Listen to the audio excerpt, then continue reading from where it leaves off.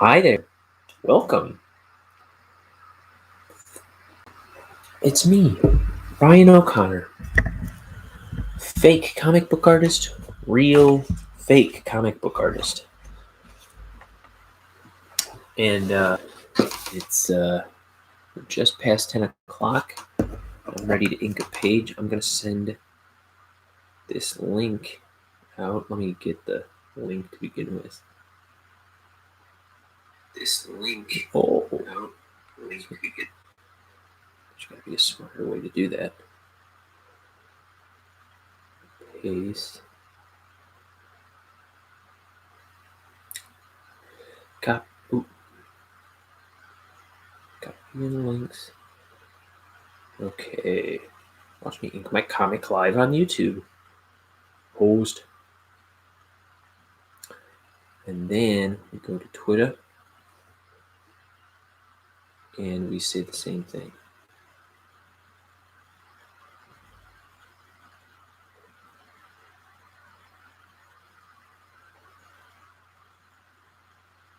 See, I always have to copy the message and then copy the link itself. Let's see, paste, and it's pasted. It's posted. Yes? Yes? Okay. Now we're ready to draw. So today's the first actual comic page, and let's take a look, shall we? Let me move my computer over just a tad. Okay, ready? Here we go. Okay, now we're into the actual comic book portion of the comic book. And we're in space. Got a couple of astronauts. And some cool space bugs. Oh, you know what I gotta start with? The panels. Let's see, so I need this ruler. And markers in here. Markers don't belong in there. I got me a new pen yesterday. While I was up here toiling away on pages. I spent 8 hours streaming yesterday. Let's get you over here.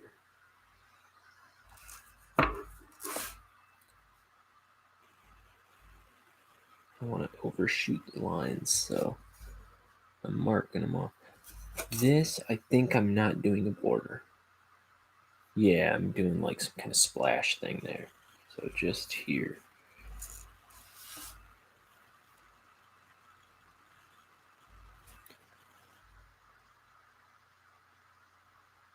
Yeah, okay.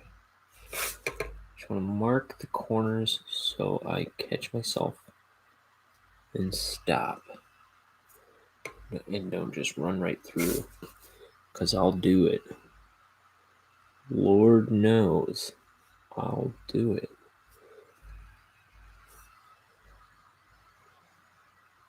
And this is kind of how I pencil the borders too. I mark the corners first. And I still overshoot it sometimes. Maybe I'll be more careful with the ink. But, I mean, look who we're talking about here. Come on, sucker. Oh, this is dreadful. Focus. Okay, it'll be a little easier to focus once it's once there's some ink on the page, I think. So we're doing borders. Let's see, or panels. Okay, there's a wing that intersects this panel.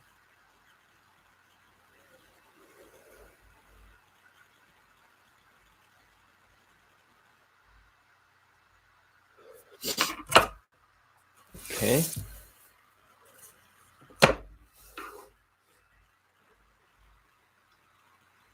gonna go.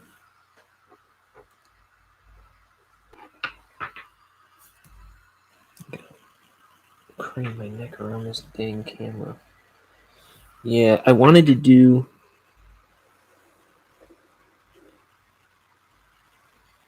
The panels on the stream for this first one, but I think I'm gonna do panels off screen. It takes a little extra concentration sometimes, and then also, yeah, this camera is like right in my face. It'll work for today.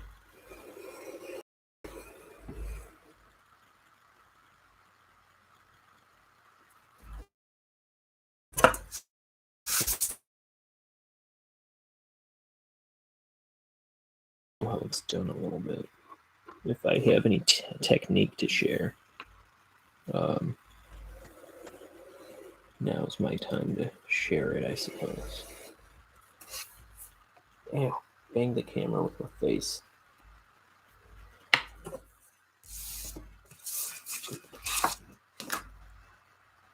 Okay.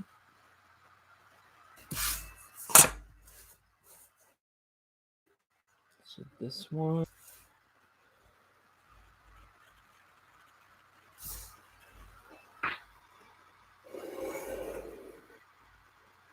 And when I was penciling it, the borders,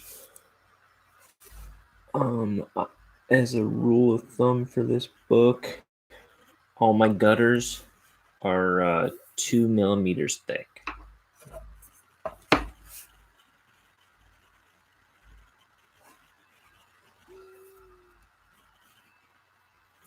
Let's see, so that corner is obscured by the wing again. So we're just going to draw up to there.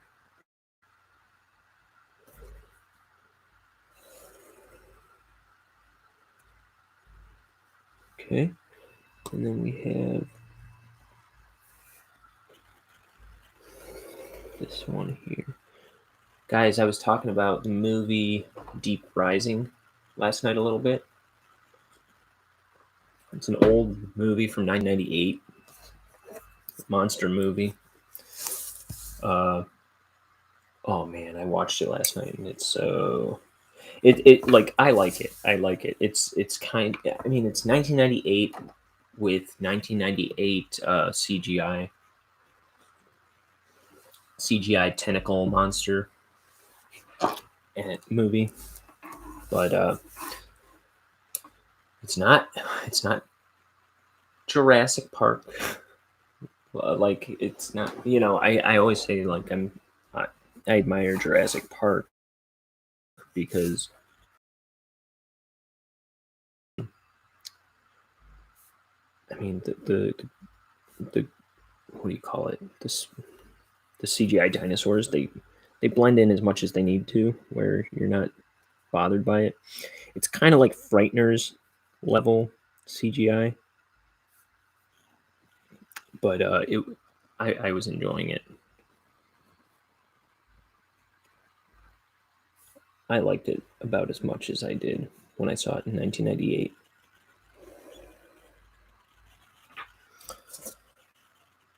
Boom.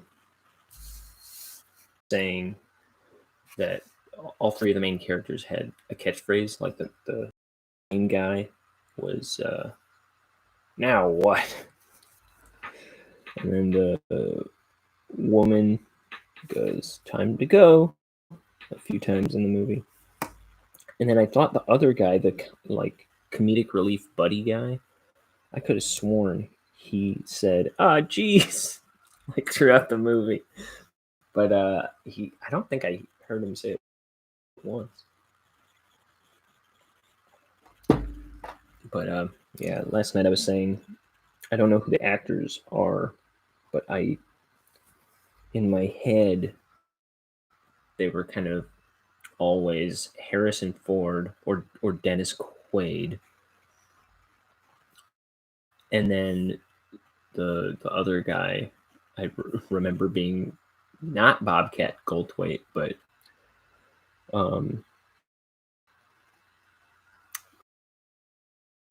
and then there's a bad guy in the movie who is played by the dude who was the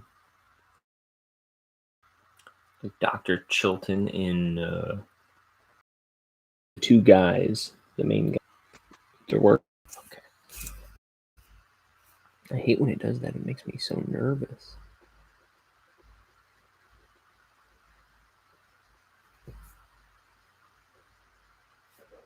Okay.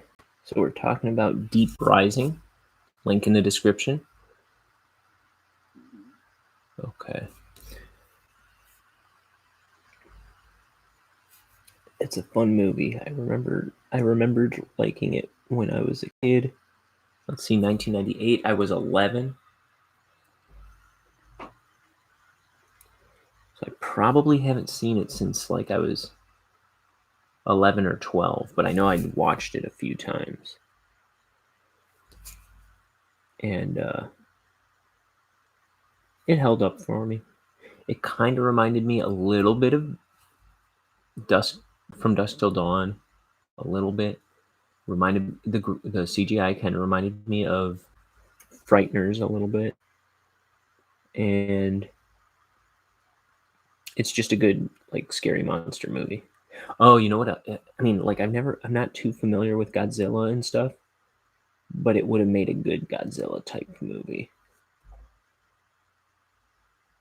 So if you like Godzilla,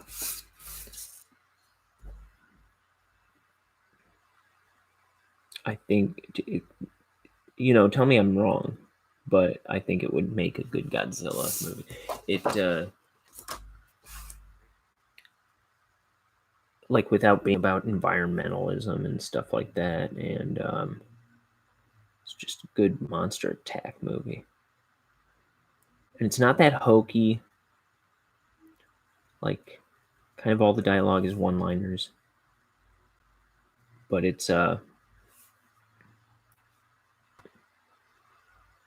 was a fun movie.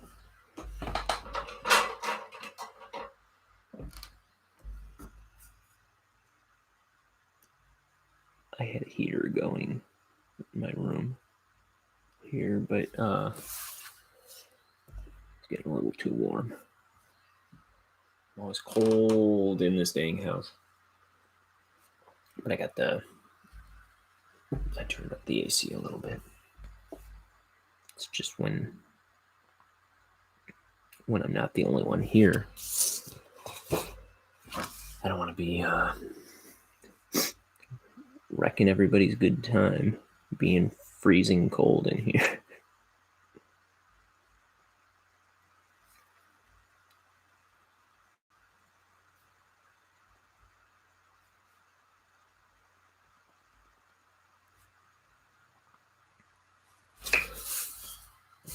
So in my script, these are called space cicadas. These these monsters here.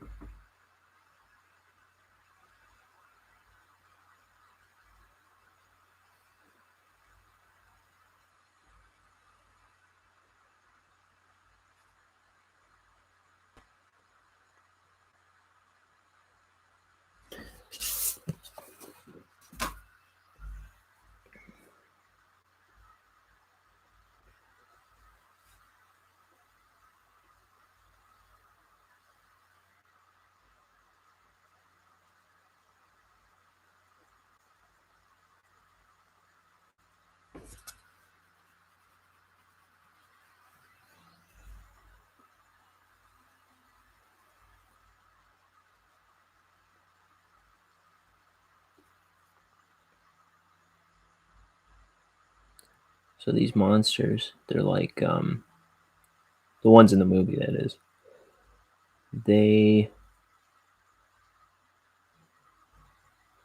It's like they're tentacles, right? And they open up and they look like face huggers or something. They've just got like big mouths, like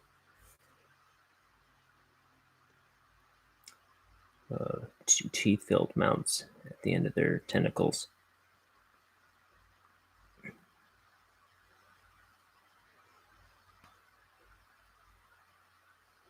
And there's some funny stuff in that movie, like intentionally funny, I should say, because people are like, I don't want my horror movie to be accidentally funny. I've heard people say. No, it's kind of just an entertaining movie. Scary, kind of funny. Not bad. Not bad. Worth a gander. So put my ruler away. And what else? What else? I was gonna use. Did I put that one?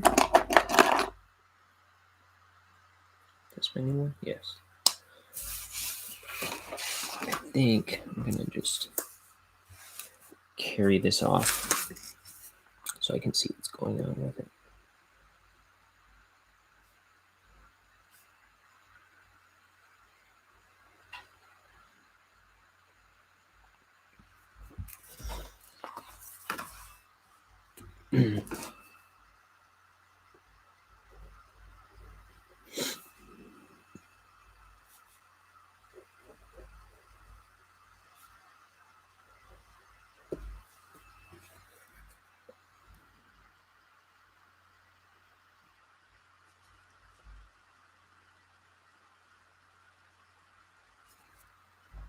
Okay. It's a big splash at the end of the page. Okay. Now, to draw space. Guys, I'm excited. This is the first actual comic page of this book. It's all been like big, designy, one-shot pages till now. Now we're in the story.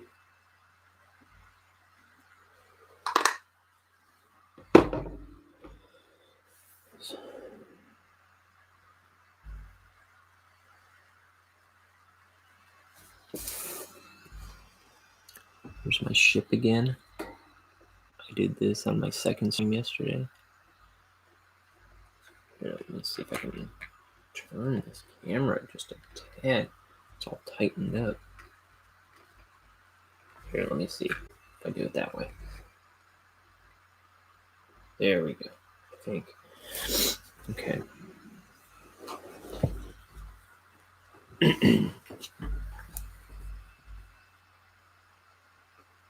Darn. Think you got ink and you don't. Story of my life.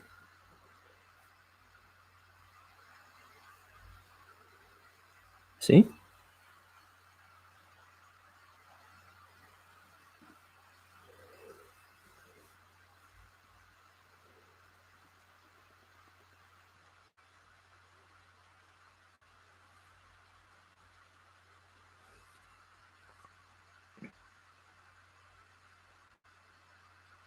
How many stars would I give? Deep Rising. Well,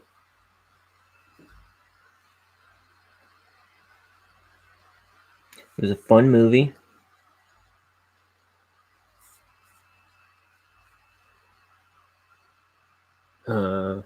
Had some good horror. Had some good one-liners. I don't go to a movie saying I want one-liners, but if they're dishing them out and they're working for me, it makes me happy.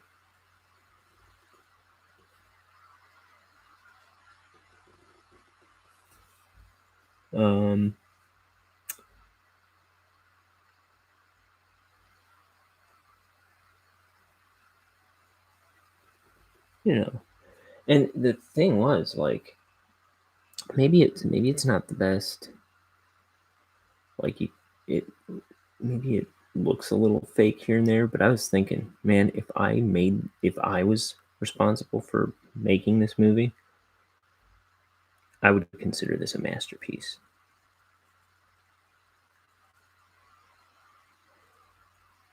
Brilliantly done. But it's Hollywood, so you judge it by impossible standards. But no, if I had to rate movie like that. I don't know. I think it still stands as one of my favorite movies that is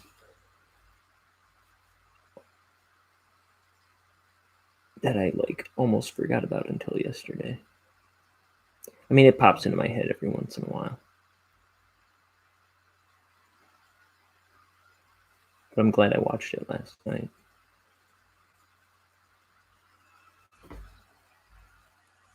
So, I don't know. 5 stars out of 2,000. No, I'm just kidding. I don't know.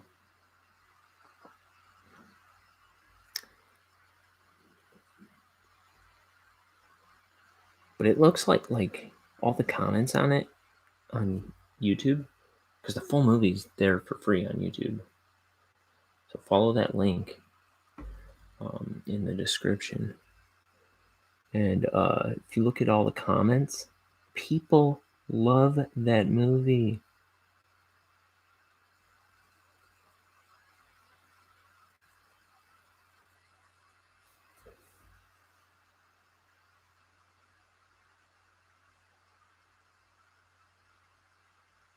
And I saw, I don't know who it is, but two of the cast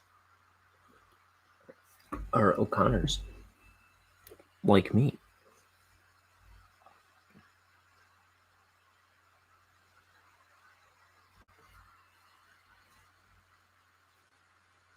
And what's the main guy's name? Treat Williams or something like that? Treat?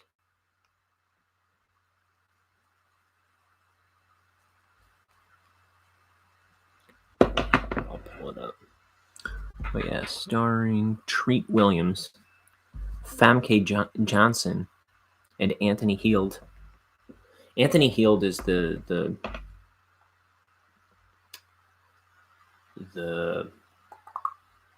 Silence of the Lambs guy. I had to make sure before I said that.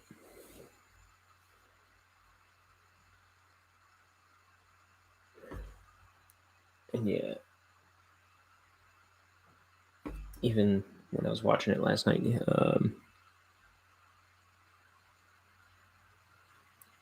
the main character, he just reminds me of Dennis Quaid. Or what's the guy from Spaceballs? Kind of reminds me of him. I'll know it when I see it. It's Bill Pullman. Kind of reminds me of him a little bit too.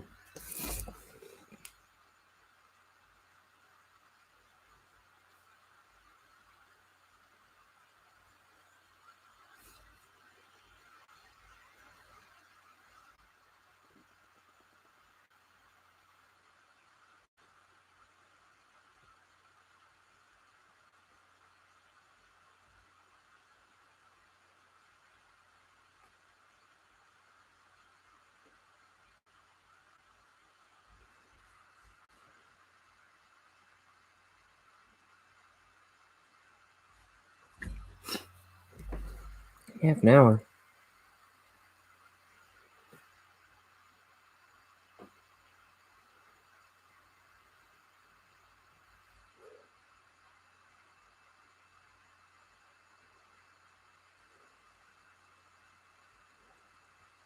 I guess it took me a while to do those borders or something.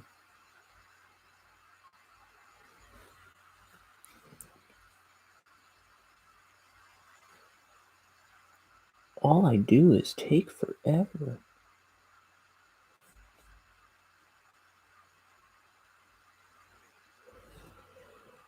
Art is time consuming. That's why it has to be so pretty.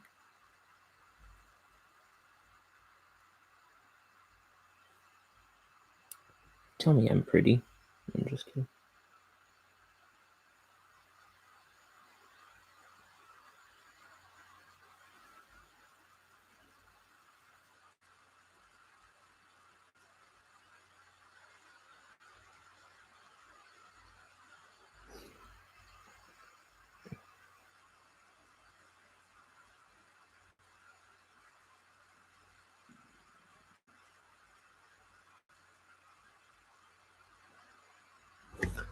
Oh, where is he? Okay. So I made yet another new title card today. I might just keep making new ones. I wanted to just have a couple to toggle back and forth between, but that seems silly. I'll do them as I can. Eventually, I'm going to have to start repurposing them. Maybe I'll just swap out what it says from time to time.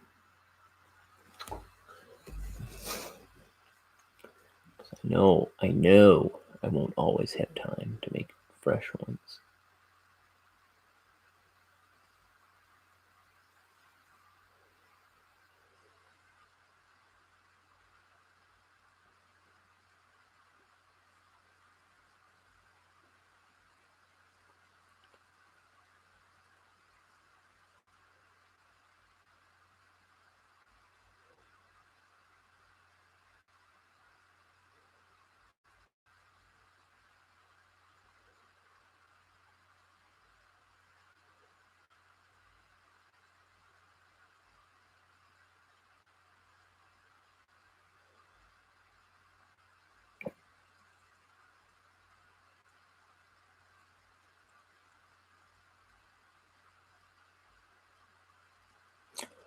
So, yeah, I was saying something yesterday about, like, someone was saying to me something like, boy, it must be nice to have all that free time. I'm like, are you kidding? I don't have free time. This is like trying to squeeze in a full-time job on the side for no pay. So, I mean, it's like a dream project kind of thing. It's like what I like to do and all that. But it's not like, this isn't relaxing. This is certainly work.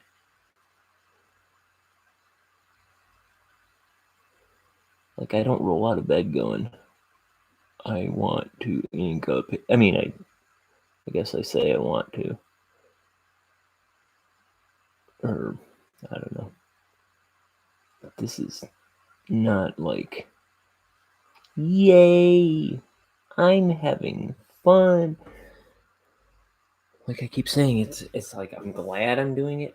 It's more rewarding to be doing this than to be watching TV and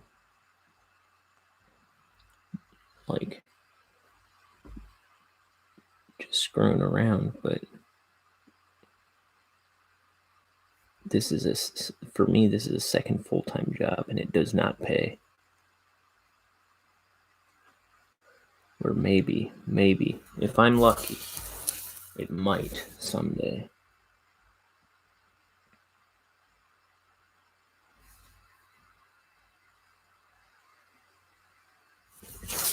So if you happen upon this video and you like this sort of thing, consider subscribing. But also consider telling your friends, especially your friends who think they want to make comics someday and can't seem to pull the trigger. And I'll set them straight.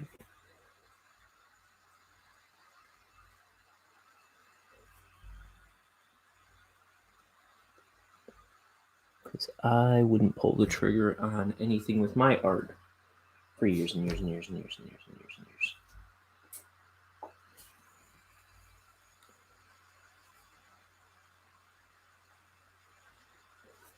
Well, now I'm making myself. Because if I don't do it, I'll die having not done it. And that's unacceptable.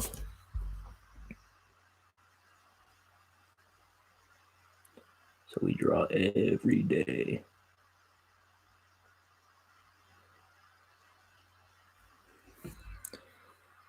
How did I do it on the other page? Okay, no. I wasn't sure if this line carries through to the tip of the wing, but it doesn't. Okay.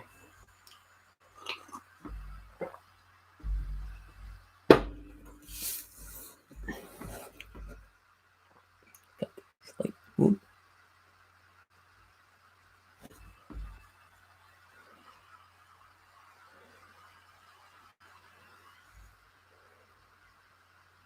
Got these like cans underneath the wings that are like jets or something. Boy, I can't wait till those new brushes come in.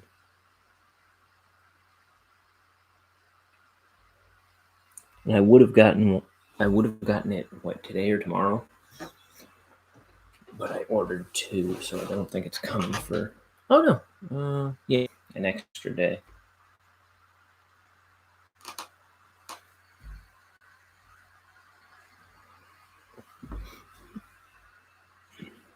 Because I haven't totally trashed this one, but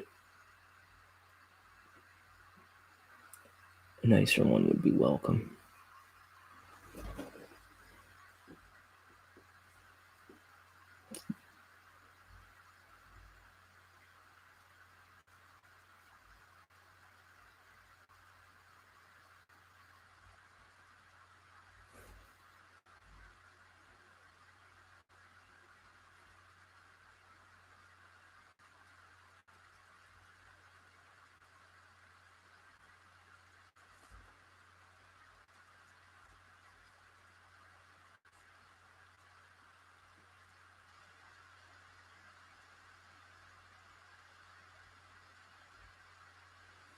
Let's see. Let me get in there with a pen again because I don't need it to be too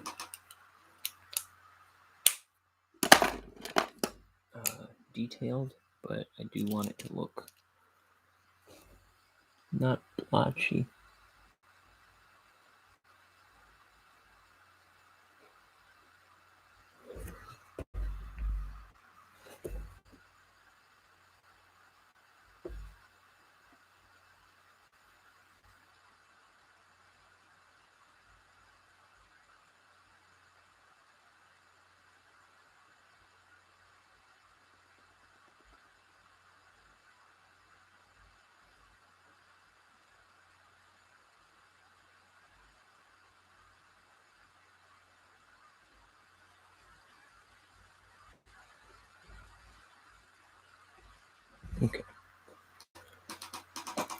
Okay, so there's that.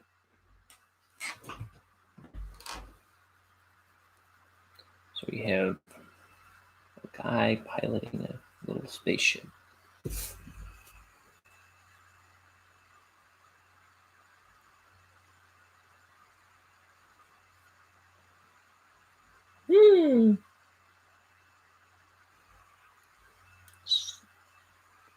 There we go.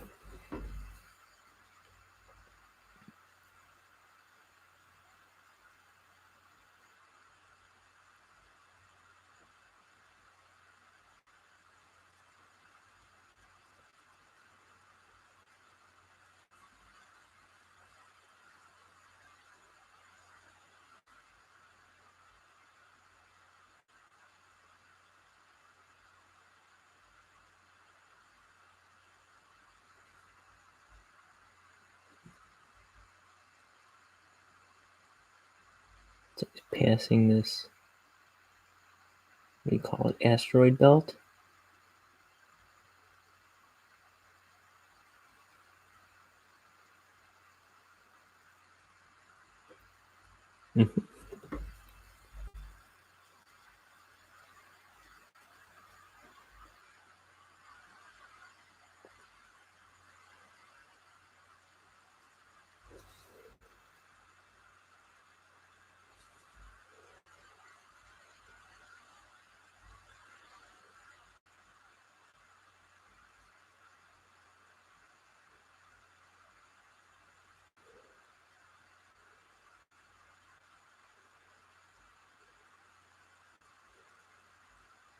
So if let's see,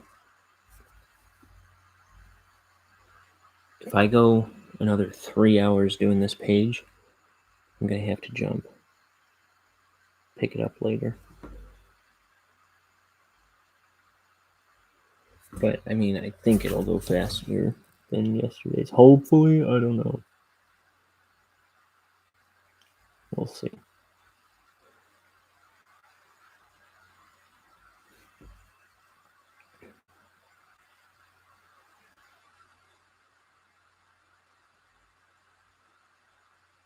Let's try and pick it up, though.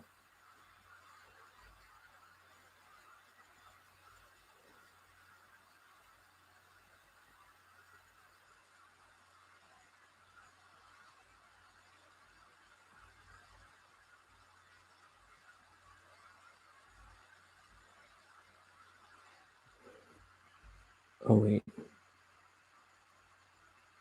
Yeah, I'm going to try and...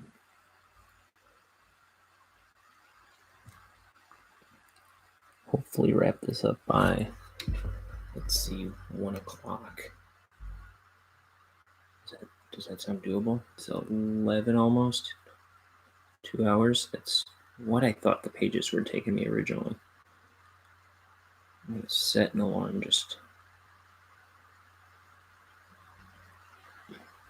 just in case. Okay.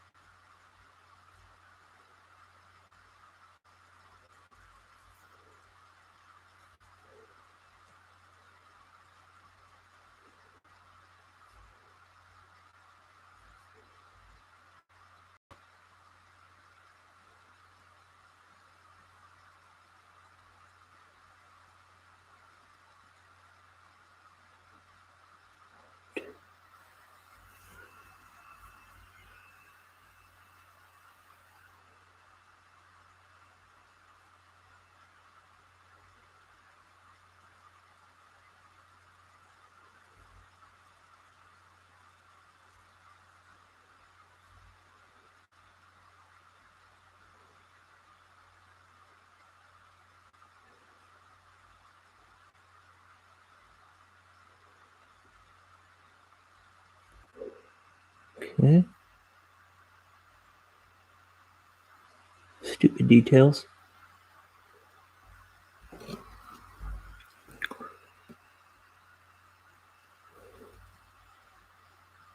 This page would be so much easier if it weren't for all the pictures.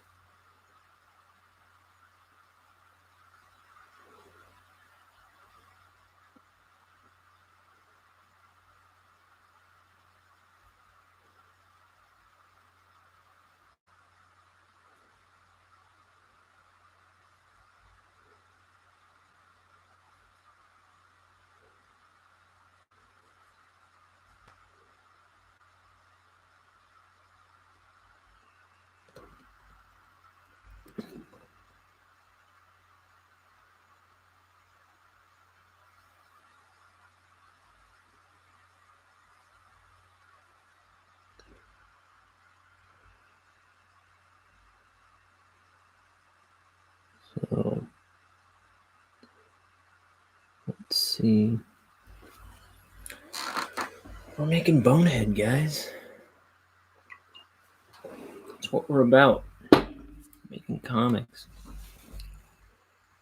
Every day.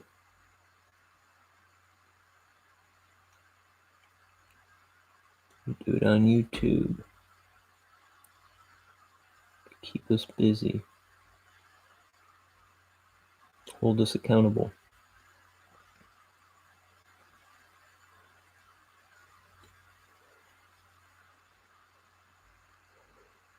Okay. Because I find if I make promises publicly,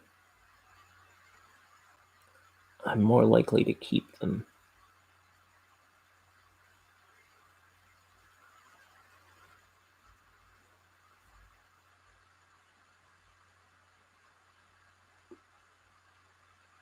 So that's how I tricked myself into working. And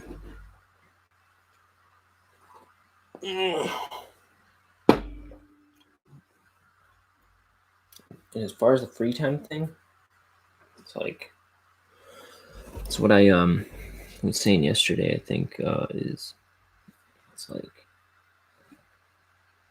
if you want to unlock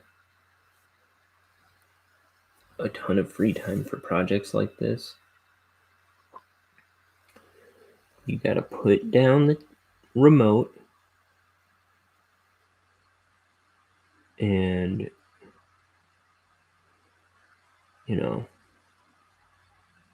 put away your phone. My phone's right next to me anyway. And you know what? I watched a movie and I watched some Venture Brothers last night. And I still did 3 pages. I did 8 hours of comic inking yesterday on YouTube. So I'm telling you, don't worry about your free time. And that's not even all I did yesterday.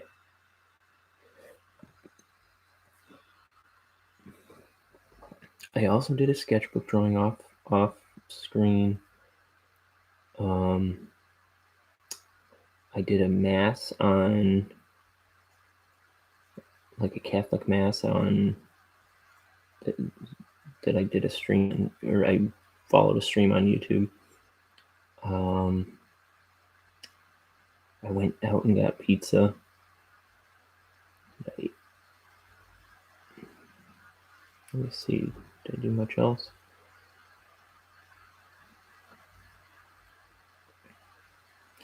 I'm just saying, like, that's with 8 hours of streaming in the middle of the day.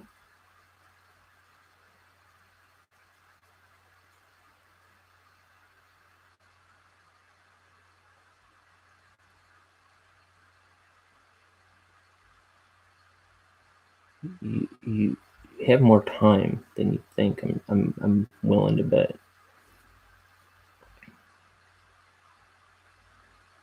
It's just, you gotta find your priorities. And I try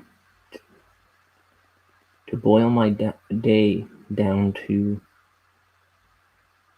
things that are actually important to me. And like family, friends, art, church,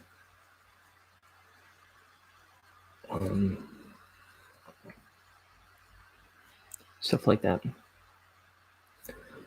Those things, I guess, in my day job. Those things I always make time for them. And everything else,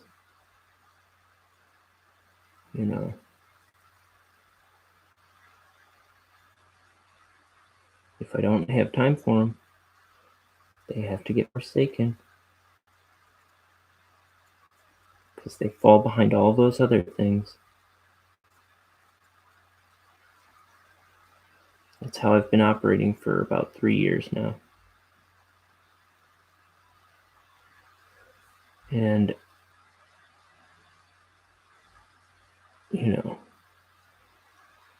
it's also made me a happier guy.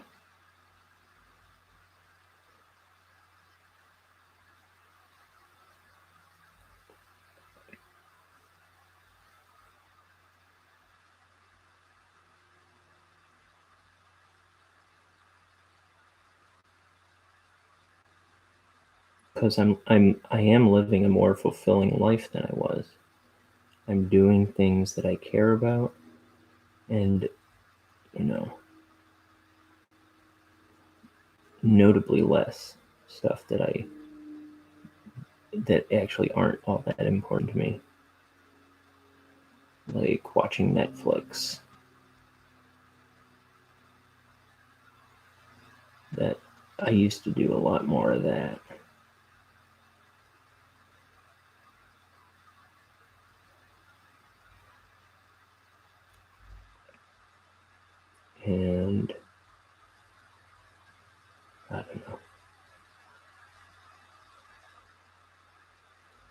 lot of time squandered.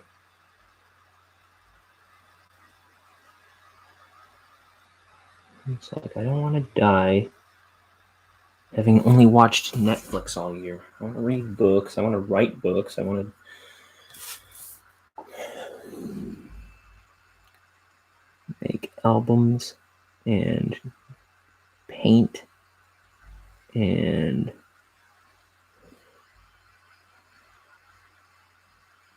build action figures. I want to make everything I like. I want to make.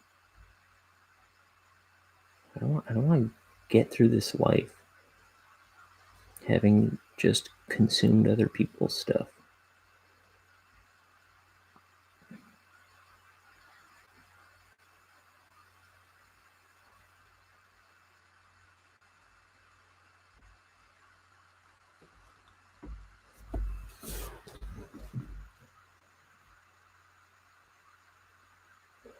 I'm gonna move this slightly so it doesn't intersect.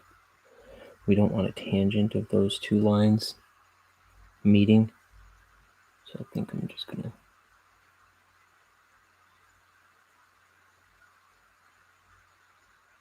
like that. So the corner is offset.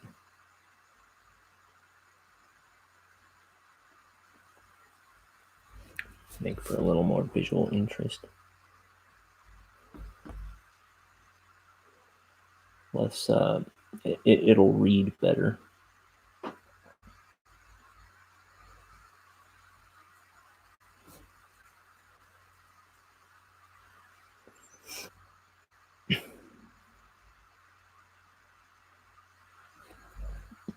Dude, the bristles are all over the place on this.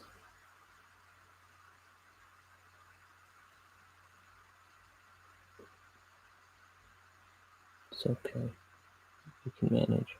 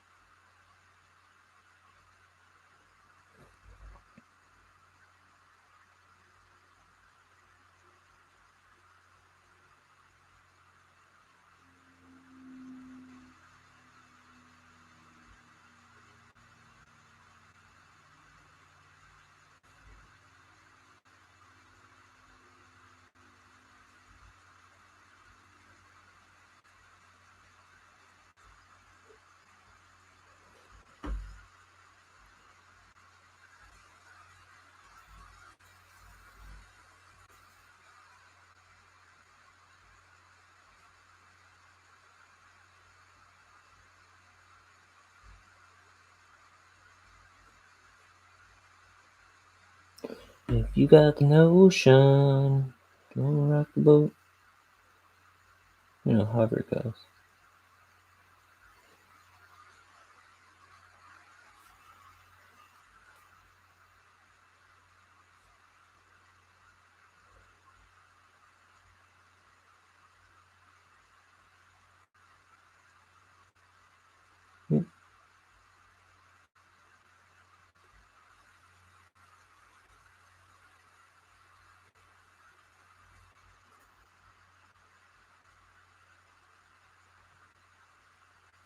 Mm.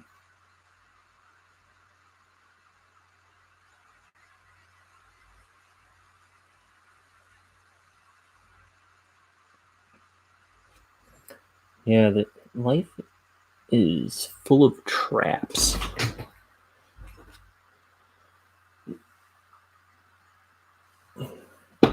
You know, but before you know it, all you're good for is like cooking dinner and watching The Simpsons. I mean, I'm not trying to call anybody out, but I feel like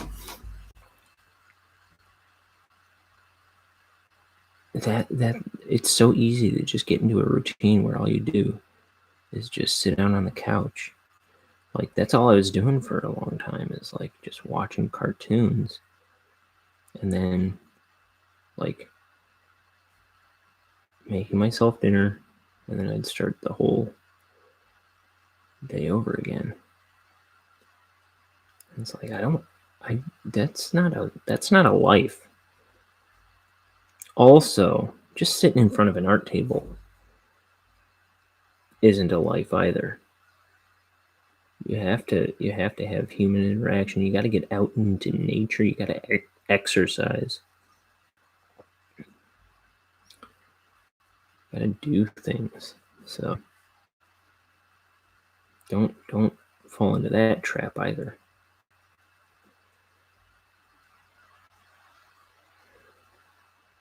I gotta get out and I think I'm gonna go out to Starved Rock or something one of these upcoming weeks. Maybe I'll film something to put up here.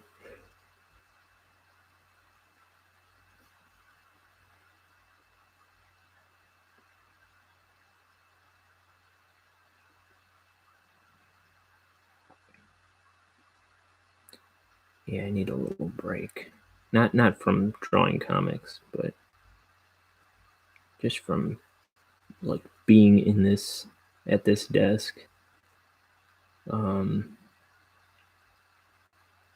Like I can stay at a cabin out in Starved Rock and just ink pages, and then in the morning go for a hike in the woods. That sounds like a good idea.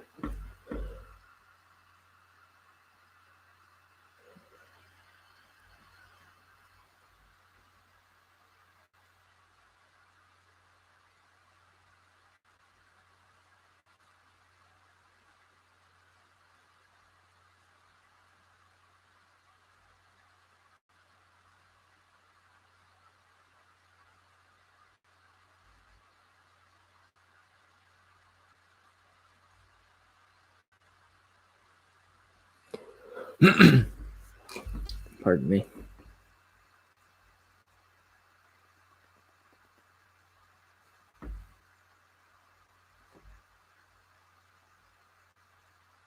Oof.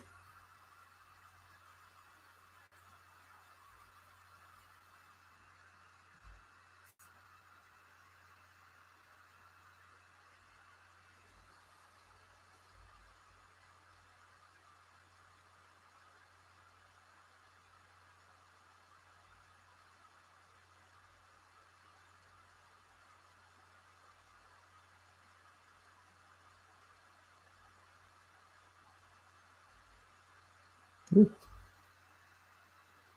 Retreat.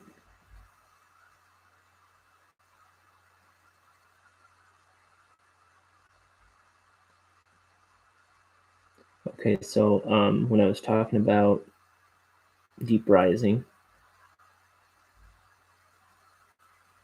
I mentioned the movie Frighteners. The CGI kind of reminded me of Frighteners, so not the best CGI. That's fine, but I think more people have seen Frighteners with Michael J. Fox and what's his name, Jake Busey.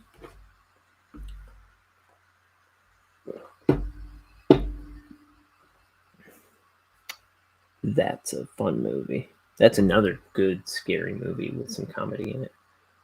I like that one. Isn't that done by the guys who did the guy who did Men in Black or something? Barry Sonnenfeld? Is that the guy? I'll bet. Barry Sonnen. Let's take a look real quick. Now he's got some cool stuff. He worked on Pushing Daisies and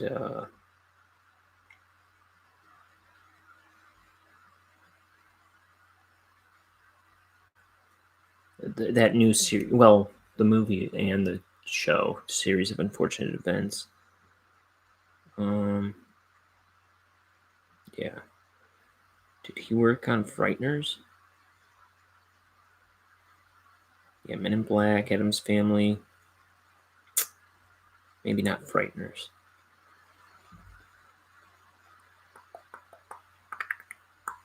Wild Wild West. You can see his hands on those projects that he did work on, though. Like if you watch that stuff.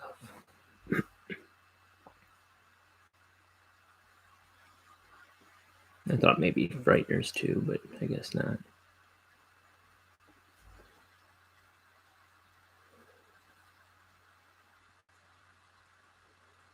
Pushing Daisies. Now there's a good show.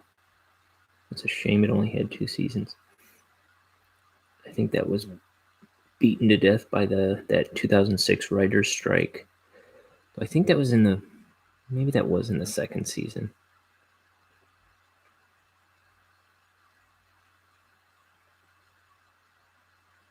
And they eventually trickled out the last few episodes. But I love that show. And then I might have talked about it here before, but Brian Fuller, there's 3 great Brian Fuller shows that I love. I watched Hannibal and that, but they don't grab me the same way as his like first 3 big ones, which were Dead Like Me and Pushing Daisies and Wonder Falls. Wonder Falls is my favorite. That's one of my favorite shows ever. And that's about this girl who works at a souvenir shop in Niagara Falls called Wonder Falls. And then one day, fake animals start talking to her. Like there's a tiny wax lion that comes out of a mold at her work, and it starts telling her to do things.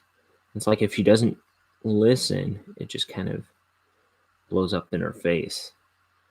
And it's always like different animals. It's like a fish, like that plastic bass on the wall at the bar or something, and it'll be like,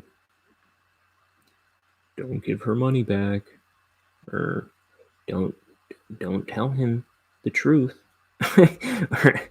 or something like that. And it's kind of cryptic, and sometimes it has multiple meanings throughout the episode. But it's weird. It's like guiding events through her, through telling her what to do. And there's only 13 episodes, and it's a great show. I think if it's not all on YouTube, it used to be, but also I got to get myself a DVD set of that. That's one of my favorite shows. And it's beautiful, and it's kind of got a lot of, like, thematically, it's kind of got all this hints to theology and like Native American mysticism, and I don't know. It's just a beautifully set show. It's beautifully filmed. Andy Partridge does the theme song. That's Andy Partridge of XTC. I love the theme song. I love the actress. And actually, all the characters on that show are just, I love them. They're all so, it's such a masterpiece, if you ask me. And I'm not even all that bummed that it's one season. It feels kind of self-contained, even though it could have gone on for years.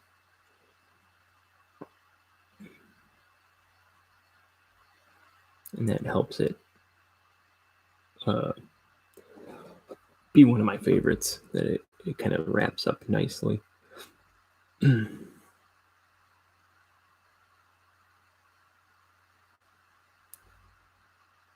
I mean, we don't find out what the deal is with the animals talking to her exactly. but it kind of ends in a good, nice place. It's a good season closer.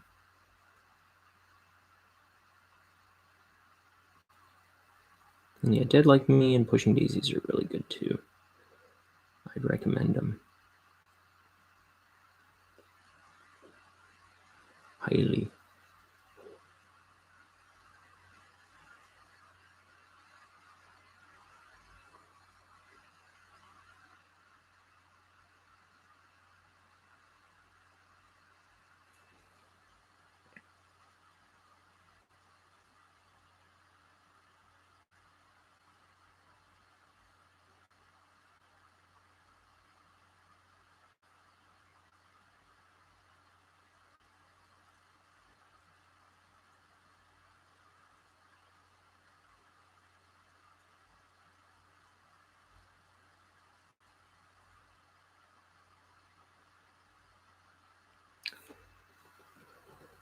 Oh, mercy, 1 hour already. What a schmuck.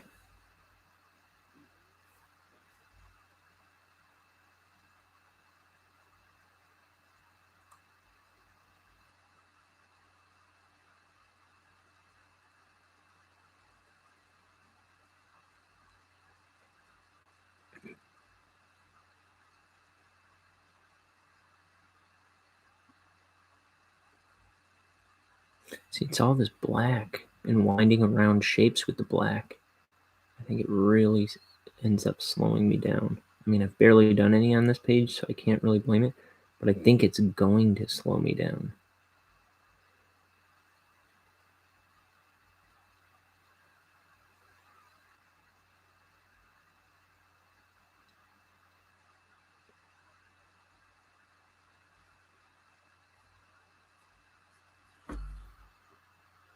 So let's kind of knock some of that out.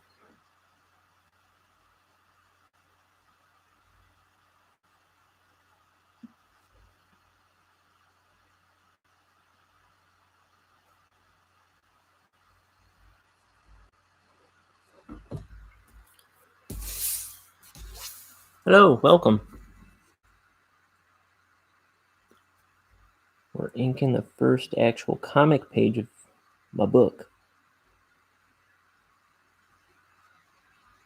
It's a lot of firsts. I did the covers, then I did the first interior page. Now this is the first actual comic page.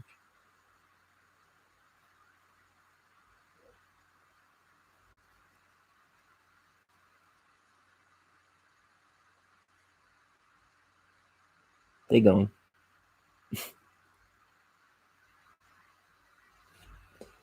That's okay.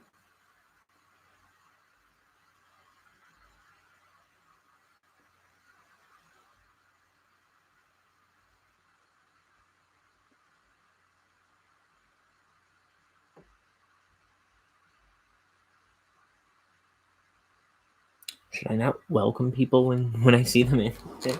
Does it scare them away? You don't gotta chat. I just want to welcome you.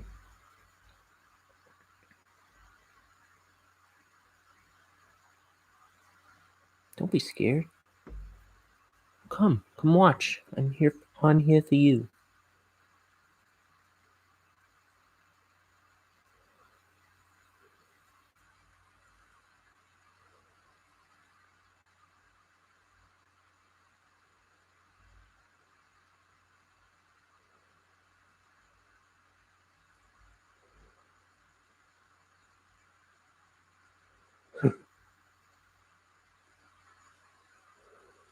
Almost busted that border a little bit.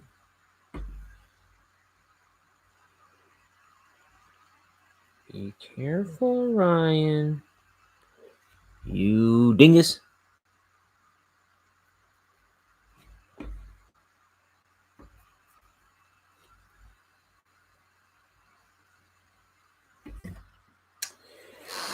Oh, lordy. All right.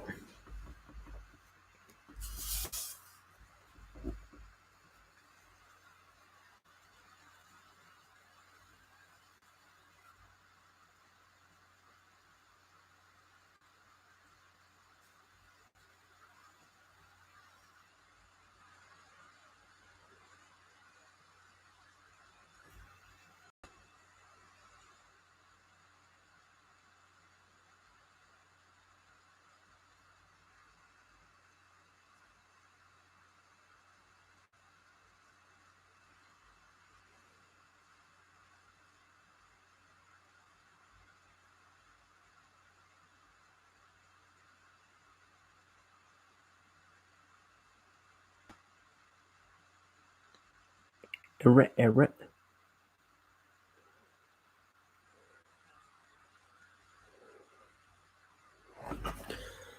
Don't call it a comeback. I've been here for years, bashing and crashing and smashing my peers with fear. I'm pretty sure that's not how that goes. Oh, oh.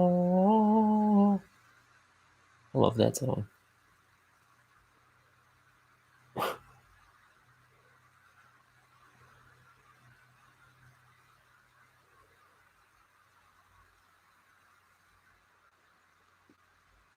Mama said, knock you out. I'm gonna knock you out. Mama said, knock you out.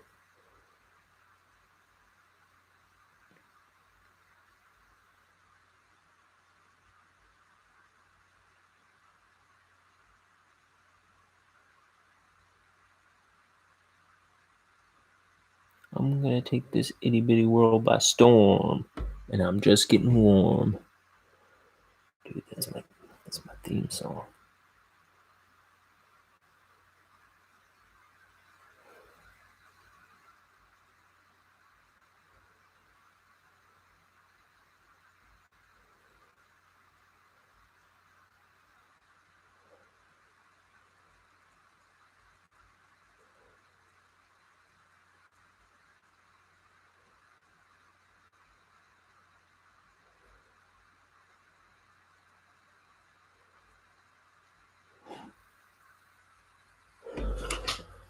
Moisty me.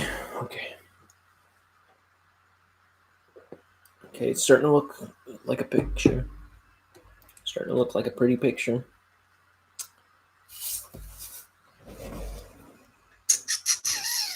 What now?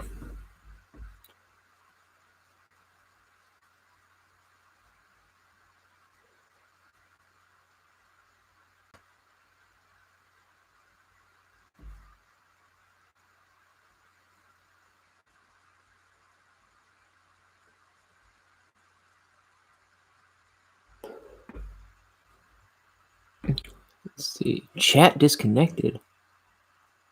Oh, no. That's from earlier. Okay.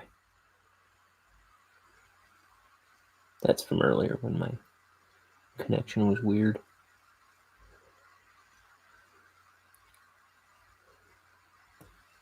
But the show kept running, right? I was watching the time going while that was happening. Ooh.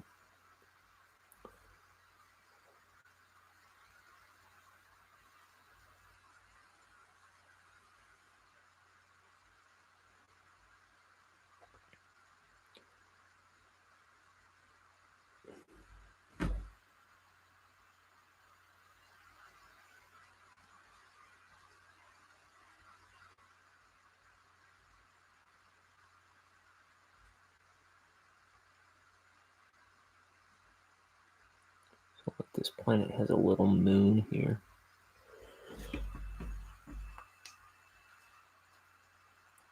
It's a nice little detail. I wonder, I'm not certain, but I wonder if I was looking at any Calvin and Hobbes when doing this. That planet, or this little moon sitting in front of this planet reminds me of Calvin and Hobbes. I don't know if that's a Calvin and Hobbes thing.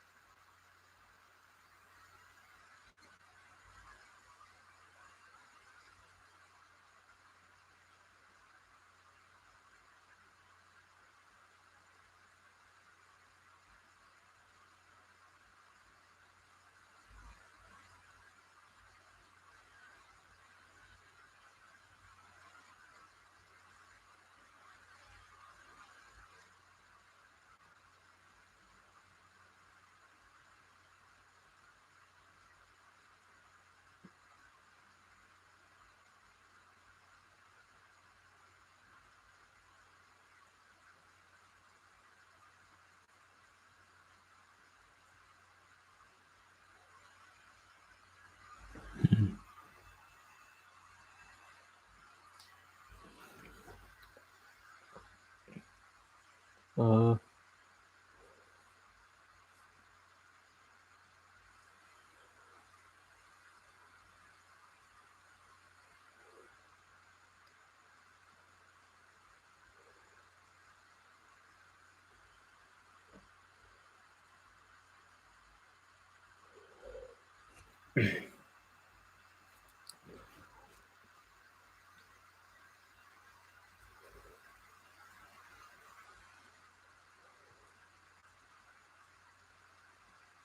Blow, how you like me now? The river will not allow you to get with her. Mr. Smith, don't rip.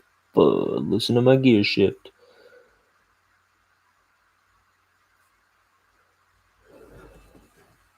Yes. Okay.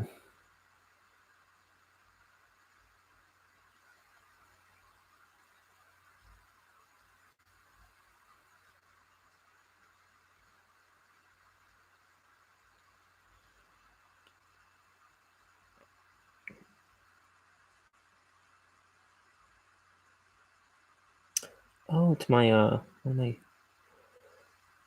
sister-in-law's birthdays today. I hope she's having a wonderful birthday. I haven't said anything to her yet.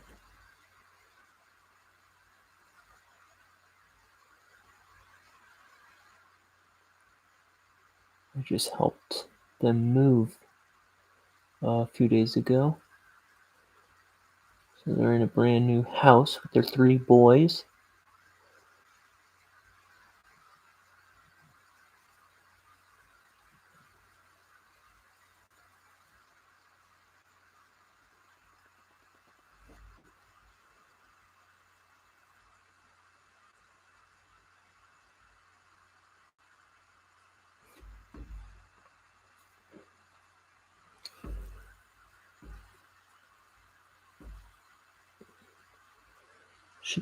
She's like a total super mom.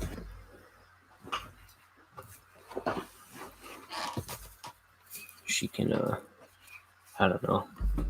She like handles those 3 boys like it's nothing. And it ain't nothing, by the way.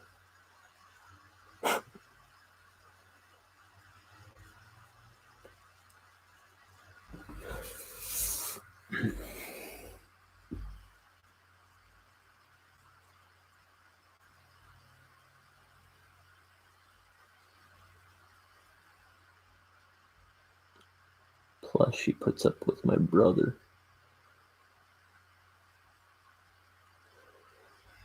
So God bless her.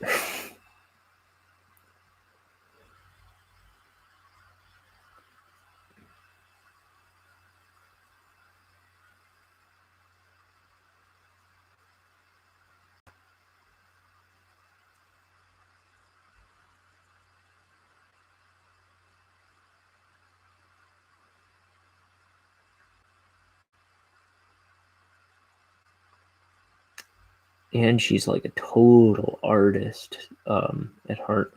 Like she at Halloween, she always designs like themed costumes for the whole dang family, and they are usually pretty dang elaborate. And she'll show up with like themed like snacks, and she always brings like homemade guacamole and everything. She's like, I don't know. She is something else. She blows me away.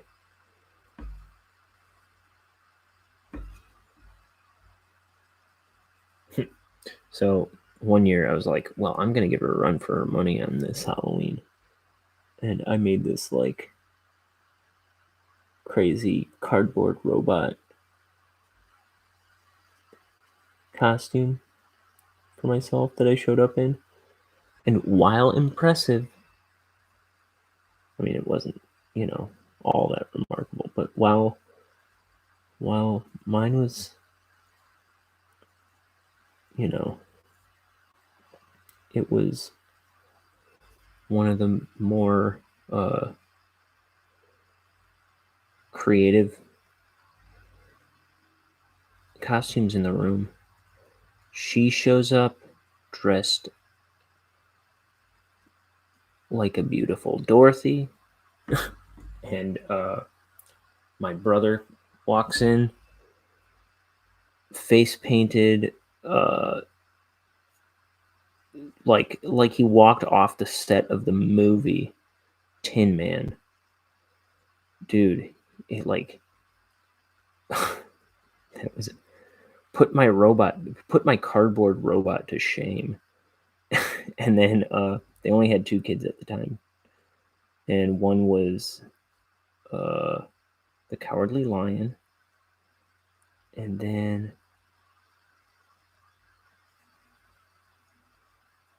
the other was, I don't remember. Well, I guess the baby was the Scarecrow, and they had like a little Toto in a basket with the baby, I think. A little stuffed animal Toto.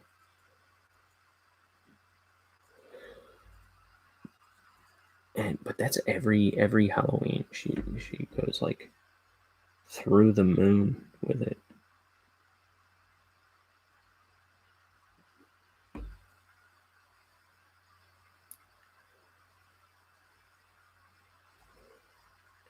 I'm telling you, I love my artists.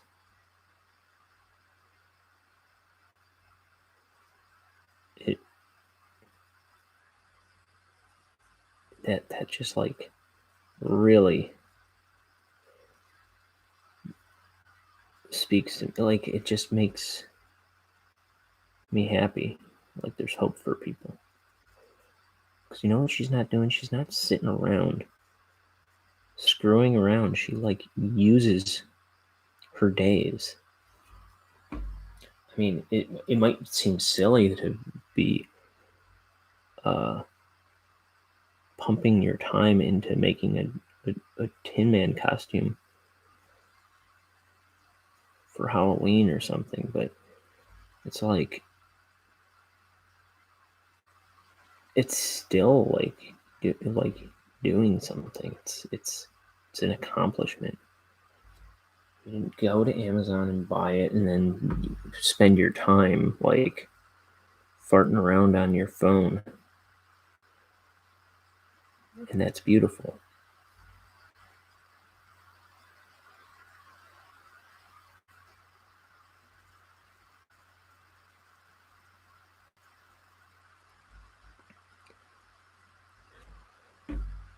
And when society crumbles, you know what?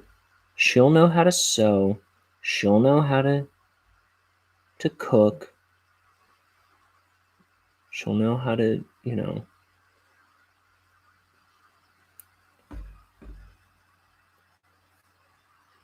she'll have all these built-in skills, and everybody else around her will be melting because they never bothered to learn how to change a car tire without their phone.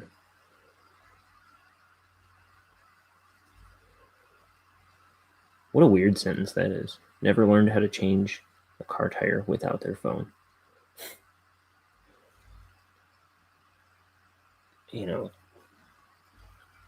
I guess it's 20 years ago now, right? Yeah, 20 years ago, that would have sounded absurd. But you know what? Nobody cares about 20 years ago anymore.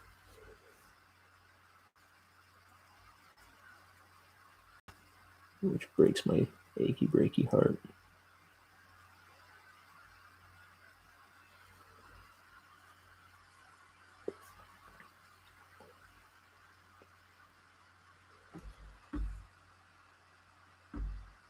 $20 years ago, the world still made sense. You know?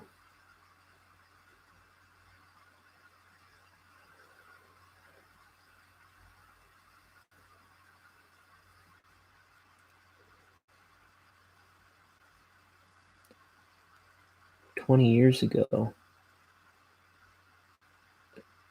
a plane was hijacked by terrorists and flown into a building, and America wept and hugged each other and comforted each other, and we all said, it's going to be all right. We'll stand strong together. And if that happened today, I think we'd all bicker about,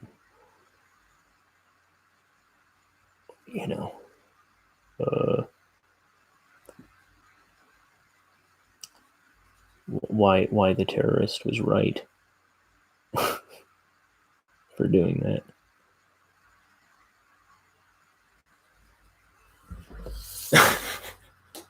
The terrorist.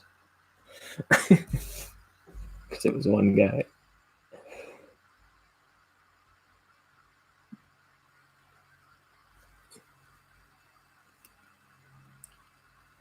New York had it coming.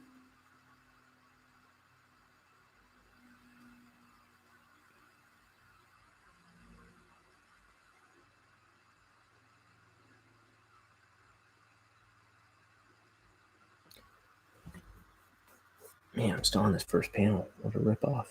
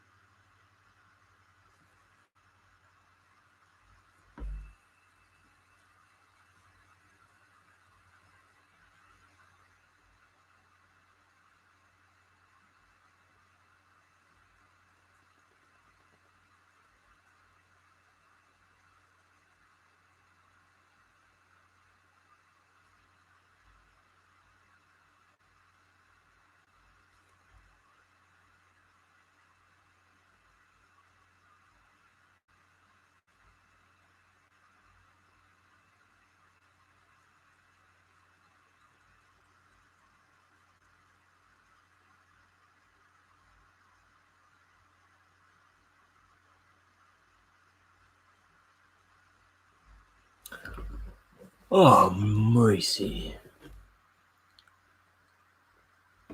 I'm going to go heat my tea.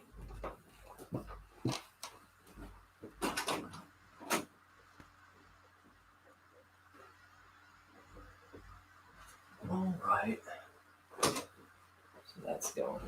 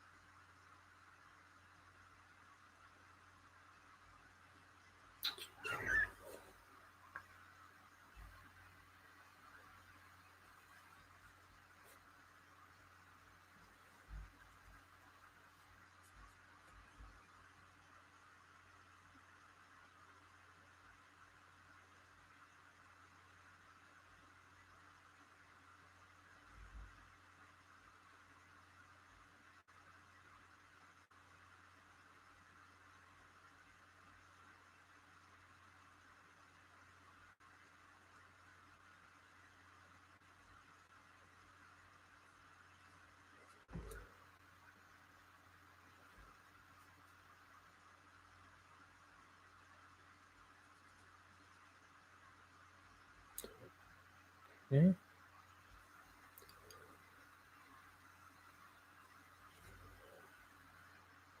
I think that's the first time I watched a movie in a while.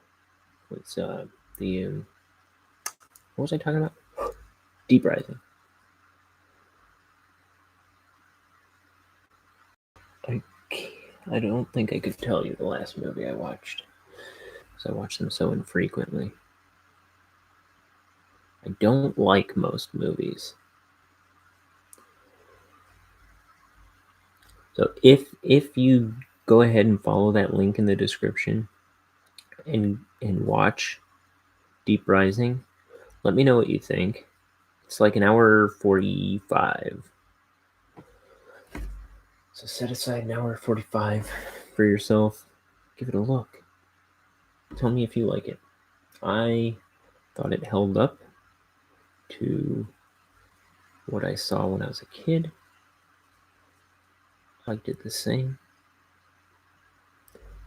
It's not a masterpiece, I guess, but it's very. I liked it. I liked it a lot. One of my favorite monster movies.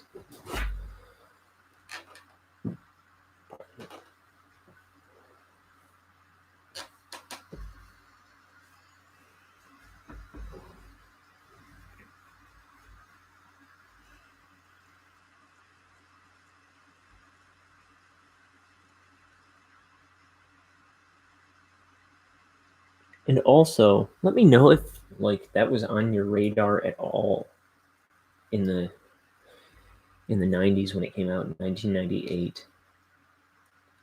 Let me know if you like even heard of it or saw it somewhere, because I feel like that movie got like dramatically overlooked.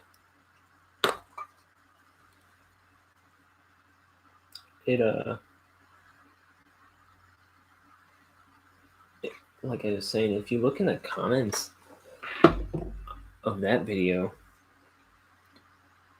just people are just raving about it. Everybody's got something nice to say. It seemed like, for some reason, it's listed on that video. It's called Deep Deep Rising, but it's the total unedited movie. Like when I searched it on YouTube, the top one was the one I linked to for free, and then there's like the YouTube video one for like that you can rent for $3.99. It's the exact same length, save for like 2 seconds or something.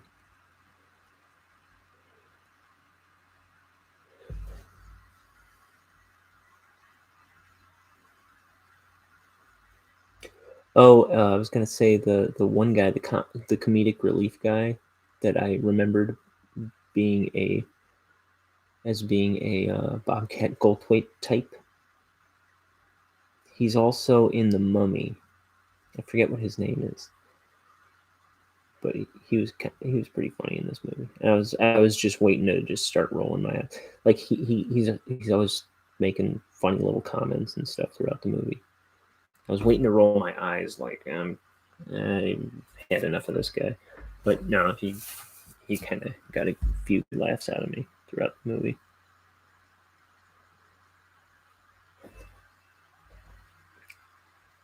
It just seemed like it was going to get old quick, and it kind of never hit me that way. Never ended up bugging me.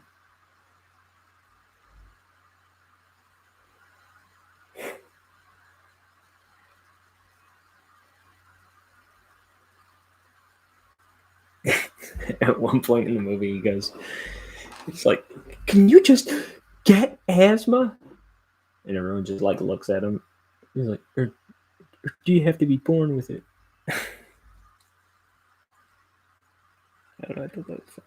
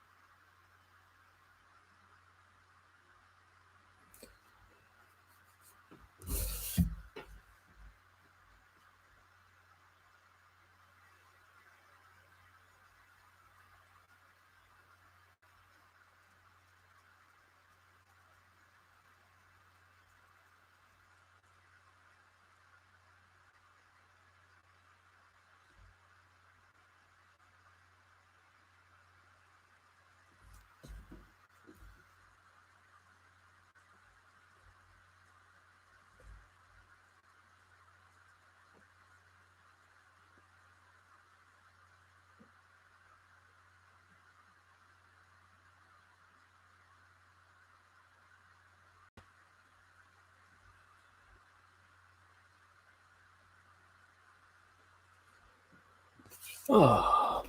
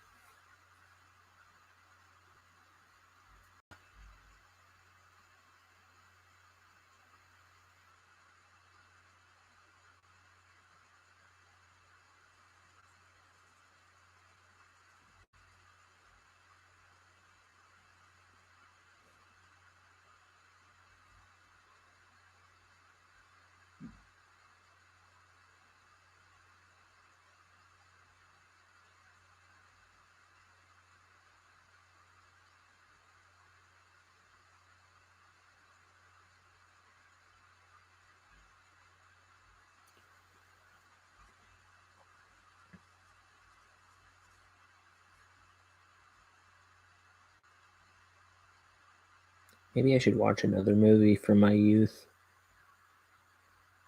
that I haven't seen in forever. I'm just kind of, I don't know if I'm calling this a review of that movie exactly.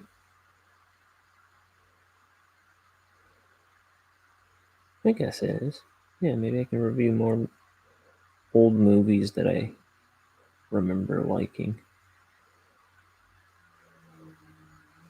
But the thing is, I don't always like spending time watching movies. And I certainly don't want to watch new movies. I never want to watch new movies. They just bore me to tears most of the time.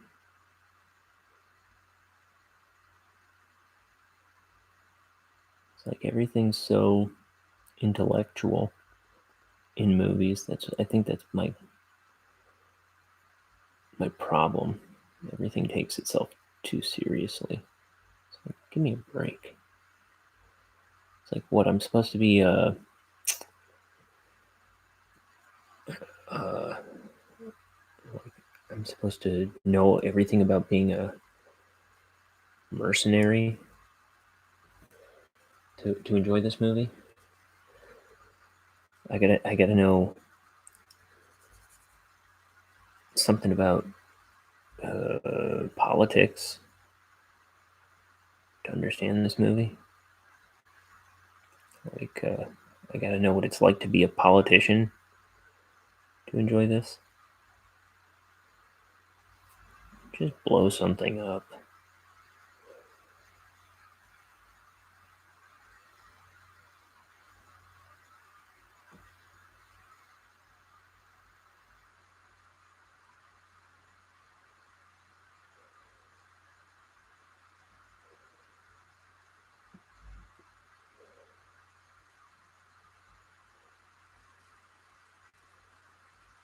Norm MacDonald used to say, "Oh, you gotta know about the deficit, huh?" I forget what else. I forget where that went.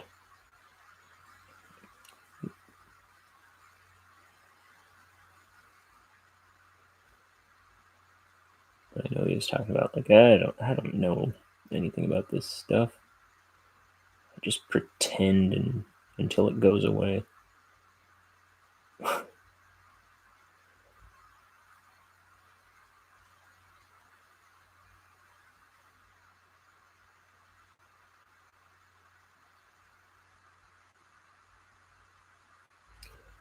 I can probably get that cup of tea now.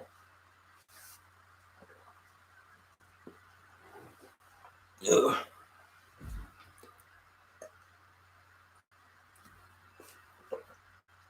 I should probably go to the bathroom too soon. So maybe put on some music like I did yesterday. Let's see if I got something.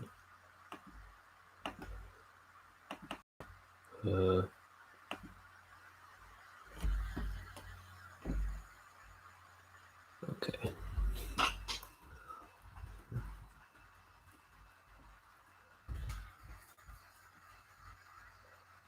Boy, iTunes, you're really crawling right now.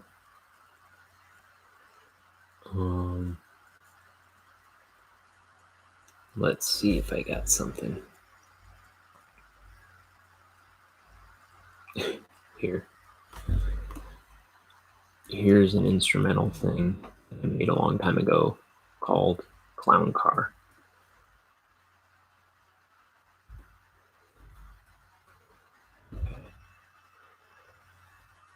I'll be right back. I'm just going to the bathroom and pouring myself a cup of tea. In the meanwhile, enjoy the Clown Car.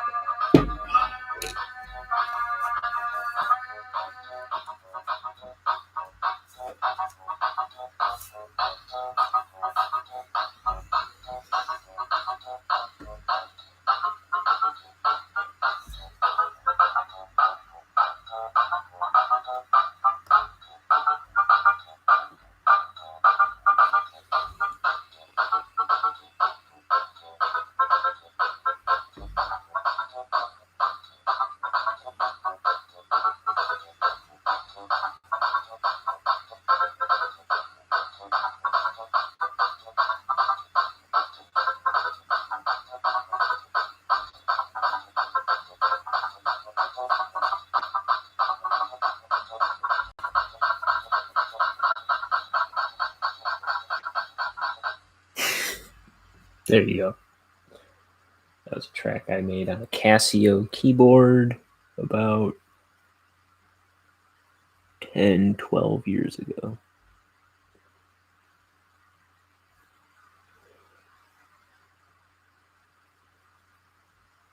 And I was making all kinds of tracks just because I wanted to make albums.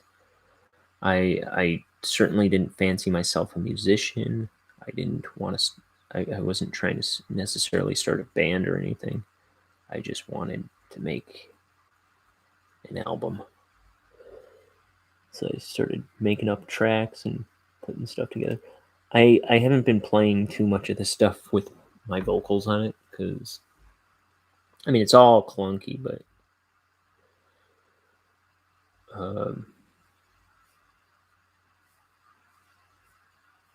it's all clunky, but you know, I'm being shy about it.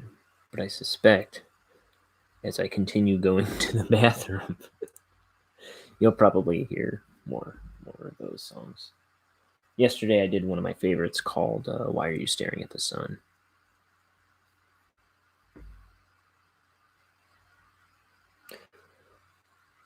See, I wish I could have guests in here and or throw the video to some like animation I'd made, like another video or something, while I go to the bathroom or something. But you know, that requires a whole new setup that I'm not ready to dive into just yet. Like baby steps. I just started making title cards. I don't got time to be a full-fledged YouTube whiz kid just yet.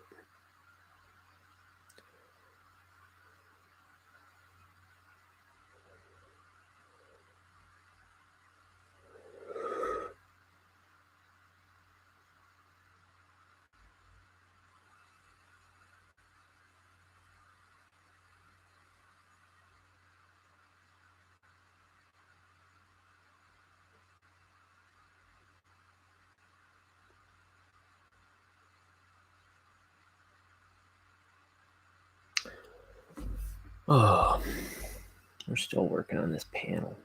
Suffering succotash.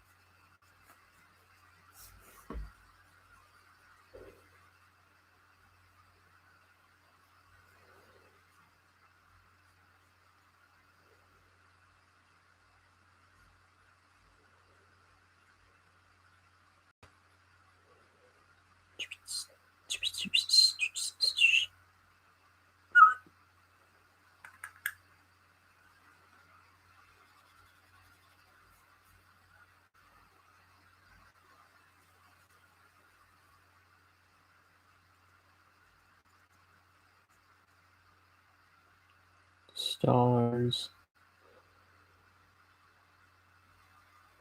All the stars in the sky couldn't smile as bright as you. See, I'm still writing songs. And they're still terrible.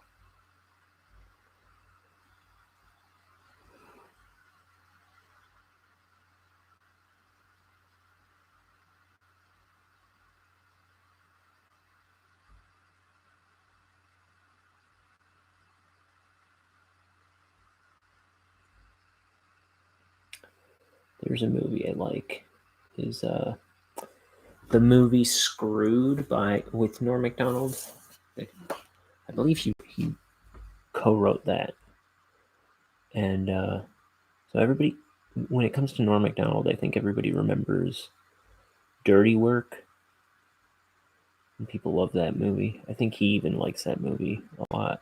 Like he mentions that one a lot more than Screwed, but I really like the movie Screwed with Norm Macdonald and Dave Chappelle, and Danny DeVito's in it. Dude, that is screamingly funny. That is just uproarious. I love that movie. He plays a butler named Willard Fillmore. And I feel like something I noticed in that movie is like all the main characters, they're just like presidents' names, but like changed slightly. Like we got Willard Fillmore, like Millard Fillmore. And then we've got Dave Chappelle's character is Rusty P. Hayes, kind of like Rutherford B. Hayes. And then Danny DeVito's character is Grover Cleaver. You know, like Bill Clinton. No, Grover Cleveland. And yeah.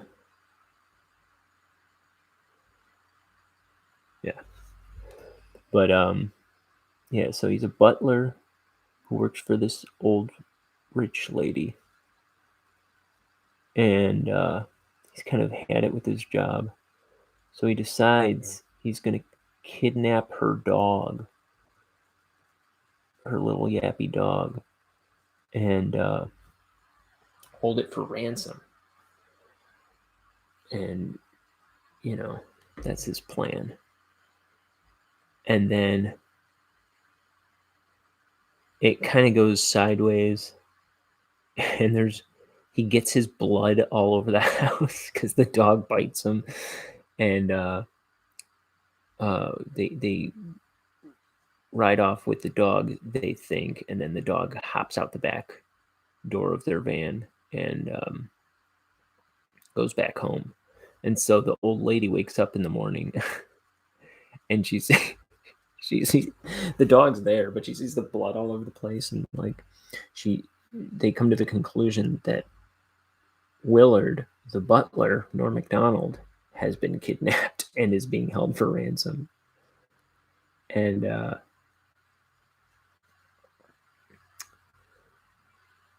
and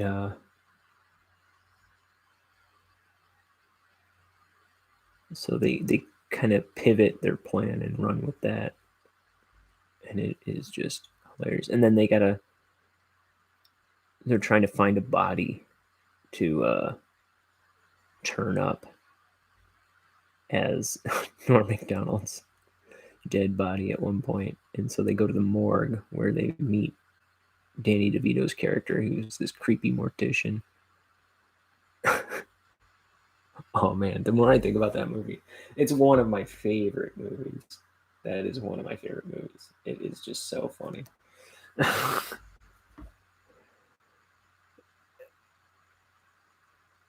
If you haven't seen Screwed starring Norm Macdonald, you are doing a great disservice to yourself. If you like enjoying your life, if you like fun, if you like laughter in your life, make sure you right away go and find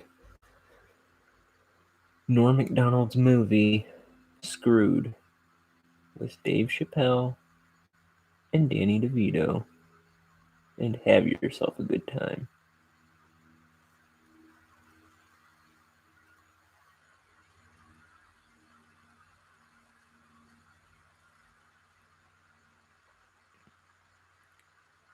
Dirty Work is good too, but with him and Artie Lang. But I'm telling you, Screwed is a superior movie.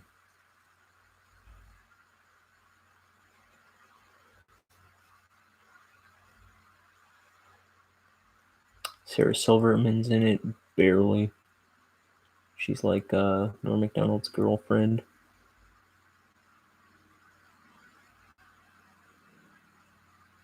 But yeah, she's barely in it.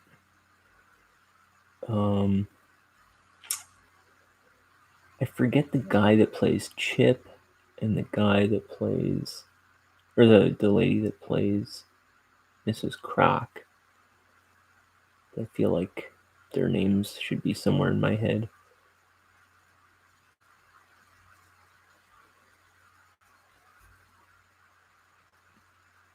Oh, the one guy's from like the Jeffersons, I think. Right? Was it the Jeffersons? They're kind of like the villains of the movie. Oh man, yeah. The more I'm thinking about that movie, the better. The more I remember how great it is. He just. It's just like the whole thing just gets botched from top to bottom for him. It's just so funny.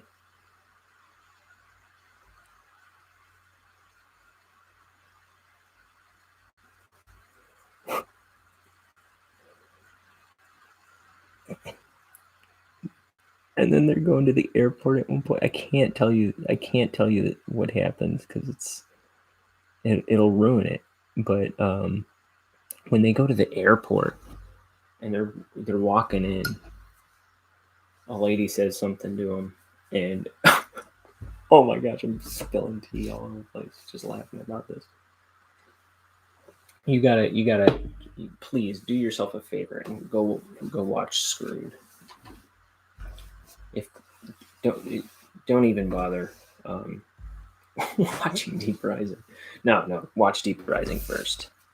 The link's right there. But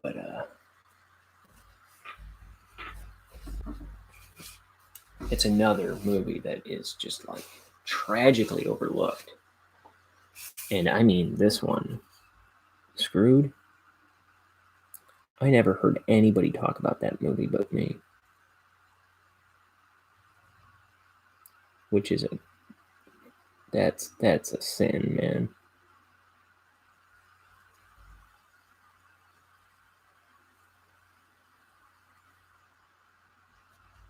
That is one of my favorite comedies of all time, for sure.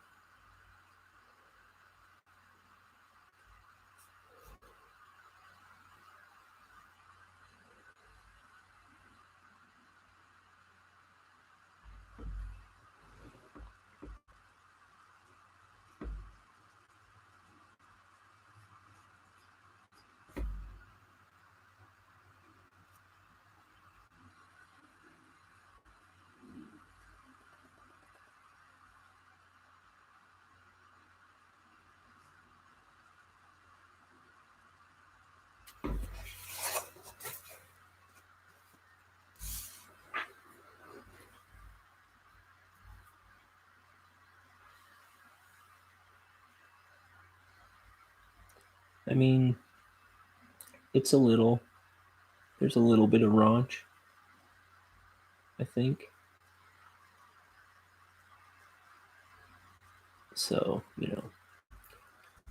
depending on what you want your children to hear, it might not be for the youngins. At least a little bit. I don't think it really gets that foul, but I can think of one line in the movie that's a little,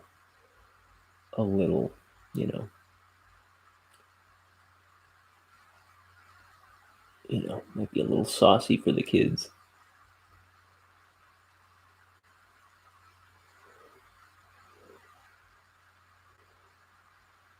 But if you're not too concerned with that, I think everybody will be okay.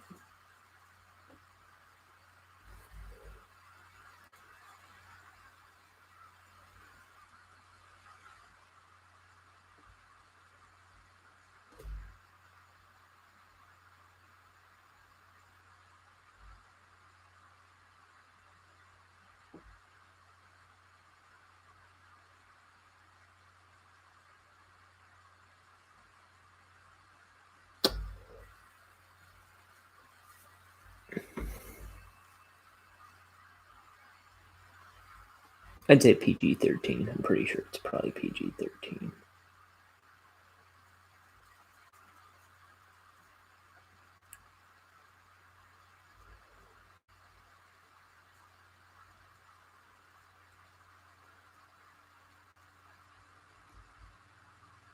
Right?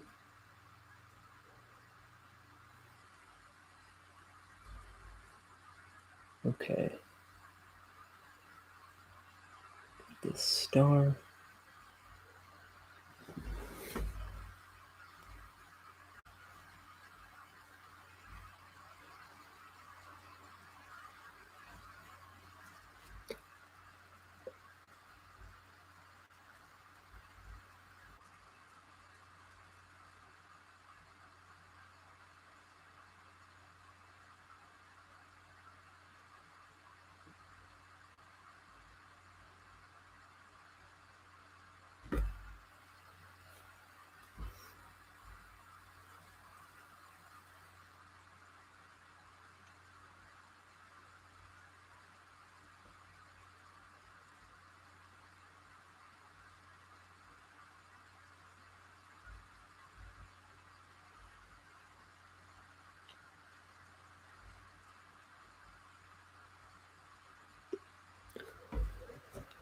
So, I think I'm going to wrap this up in about an hour.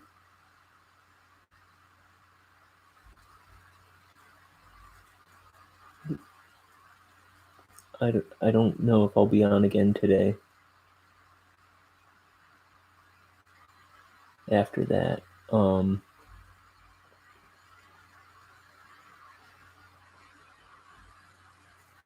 but I'll pick this up tomorrow if I don't finish all this.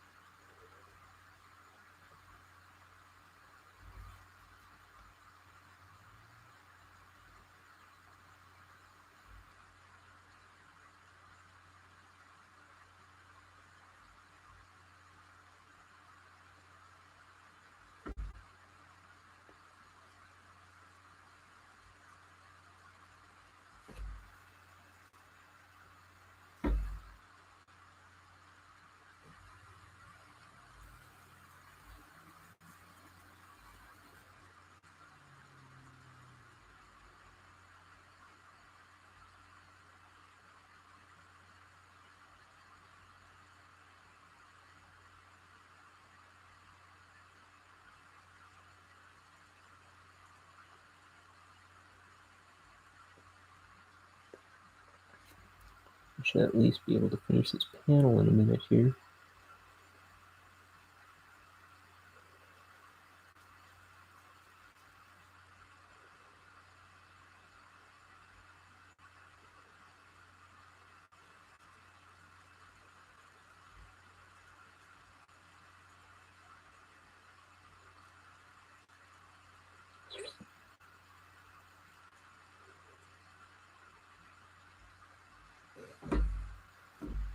There's just a dog walking with its leash dangling behind it down the street.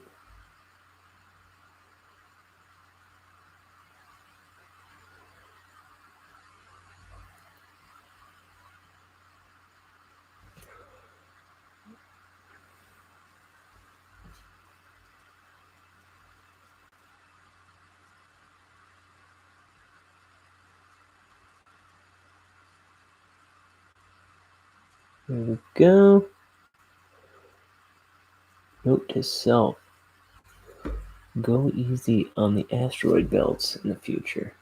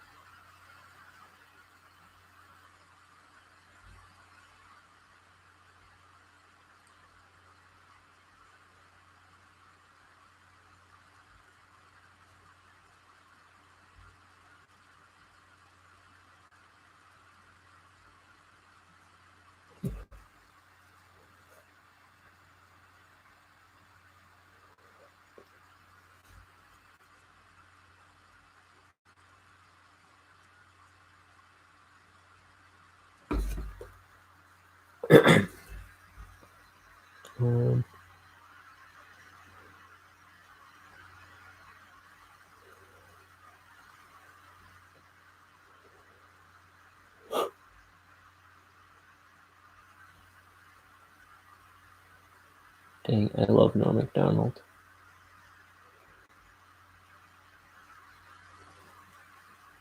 And my brother's been really into him for the longest time.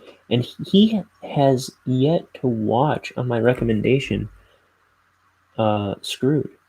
I even bought it for him.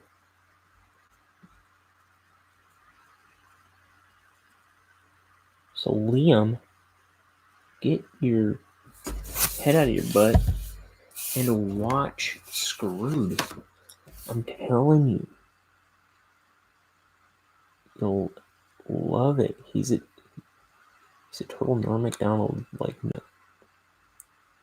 these days, and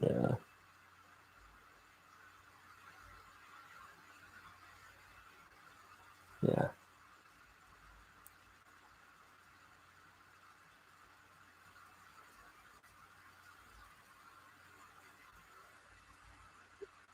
It's a good one. Okay.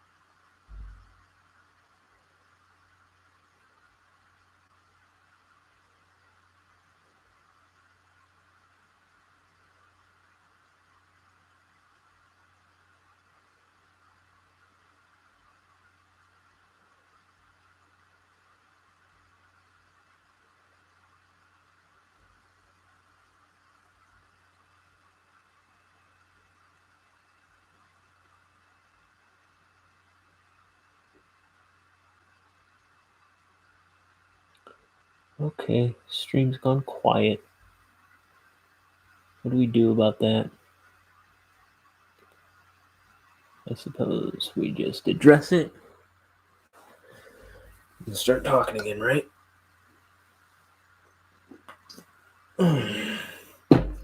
Moisty.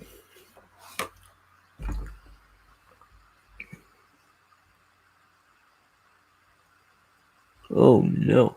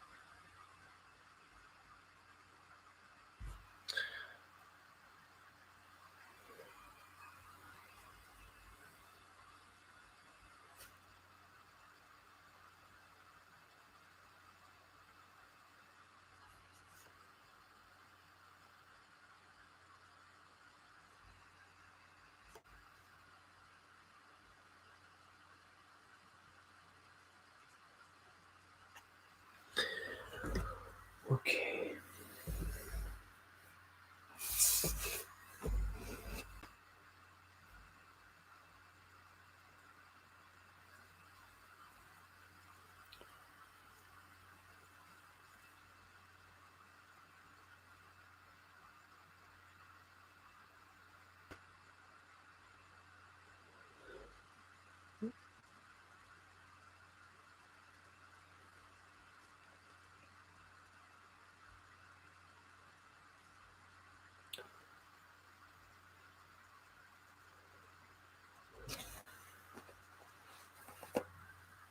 Okay.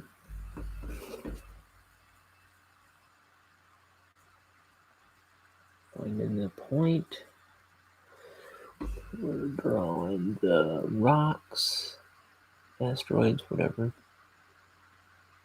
Same diff.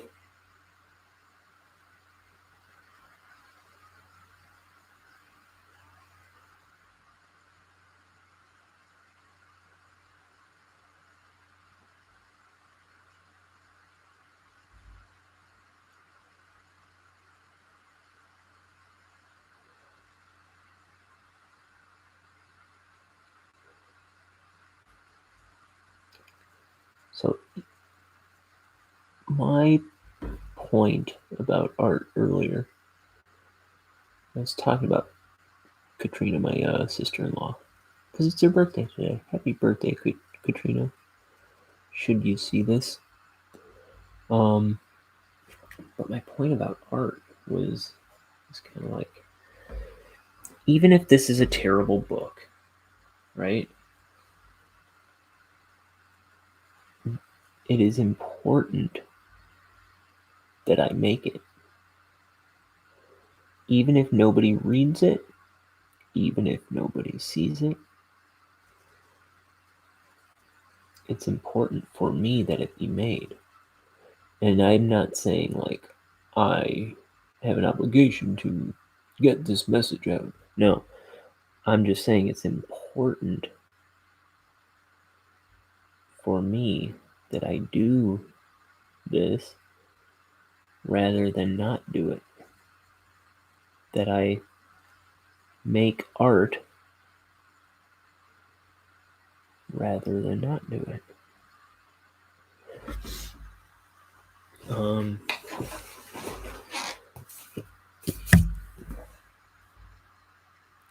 I mean, I think just generally it is better to create than not to. I think we were kind of put here to build and discover and do, you know. We were put here to create.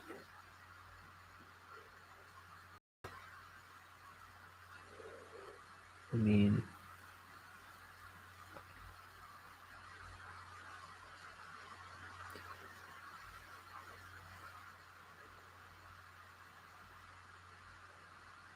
what would the point of anything be if we couldn't mankind wasn't here creating?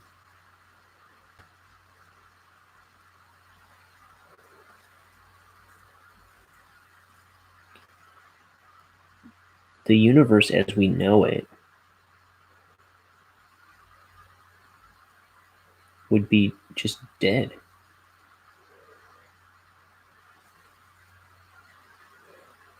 Not to say there isn't intelligent life out there or something somewhere eventually, but we haven't seen it. The universe as we know it would be dead, save for us out here inventing, creating, expanding.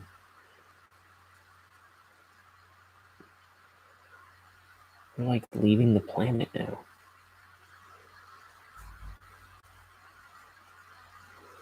Isn't that crazy?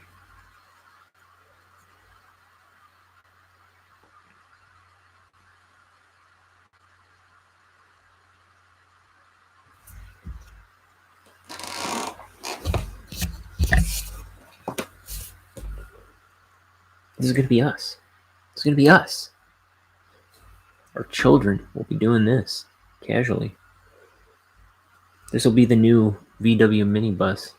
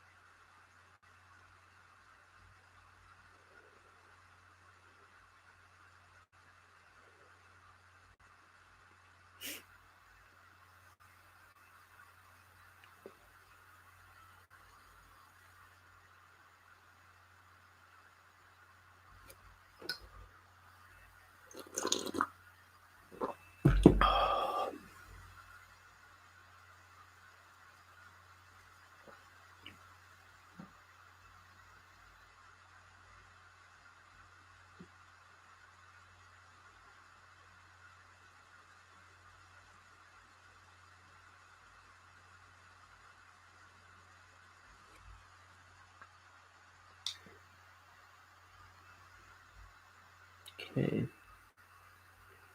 My brush is cooperating pretty well right now.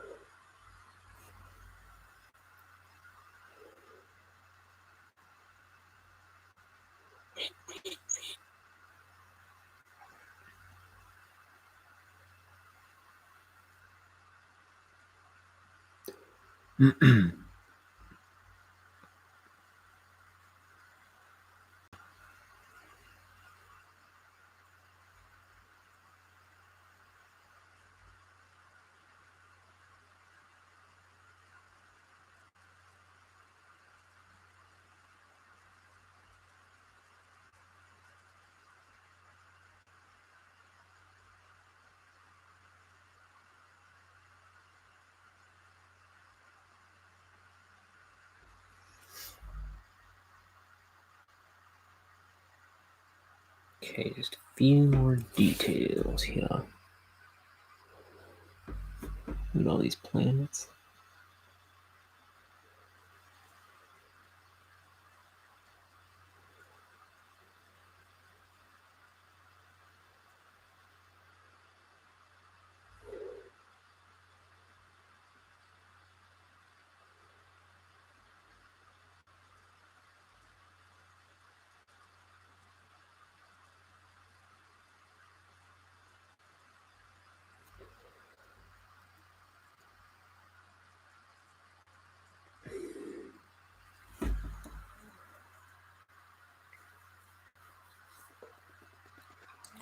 Okay.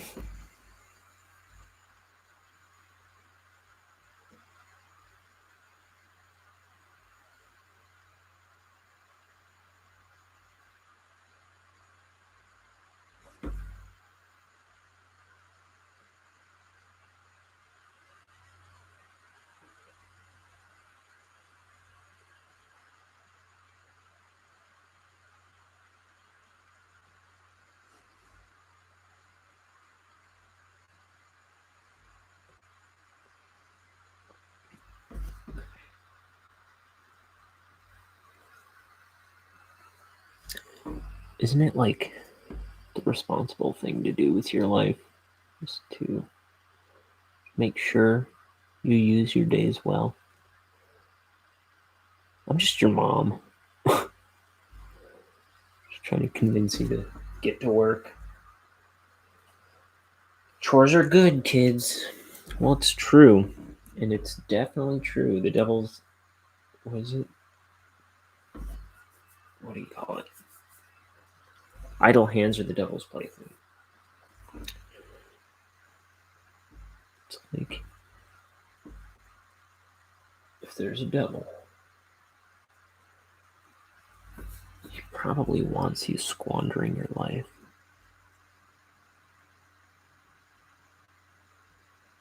And then he gave you an iPhone.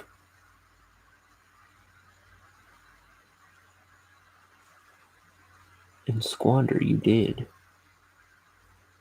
No, it is so easy to just drain your day into your dang phone.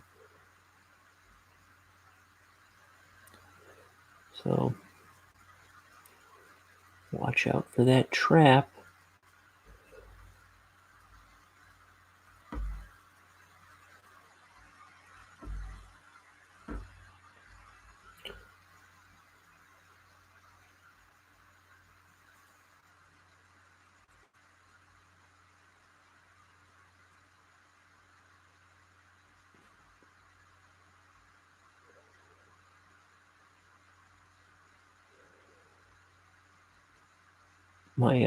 I get that little report on my phone every Sunday that says how up or down my screen time is, and it's just been plummeting lately, and I love it.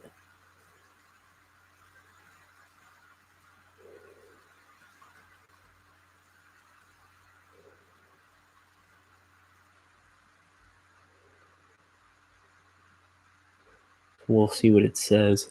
And look, I'm on YouTube anyway for 8 hours a day yesterday.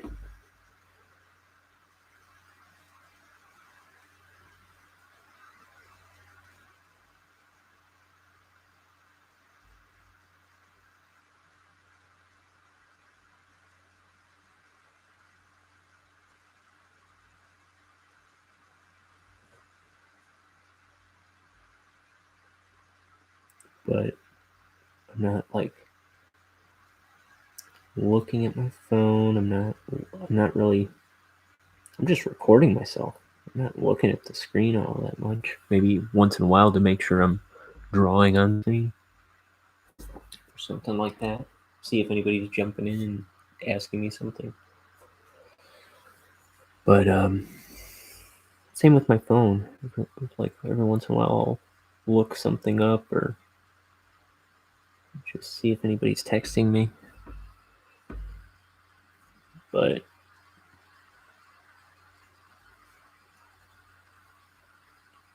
other than, I mean, like really, this is about as free as I get. I am not owned by my phone right now. Isn't it lovely?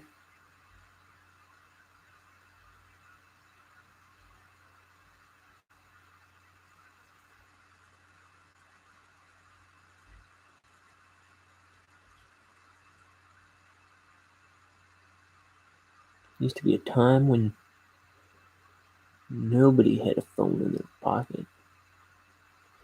I remember. I was there.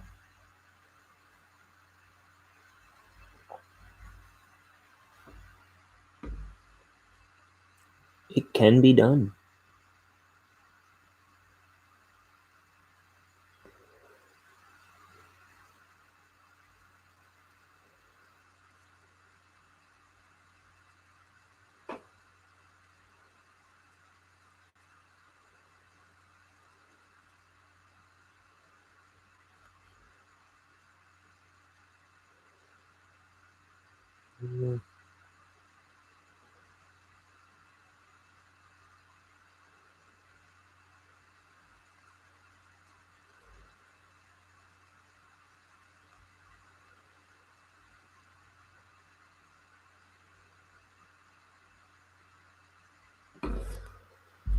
Speaking of that, okay.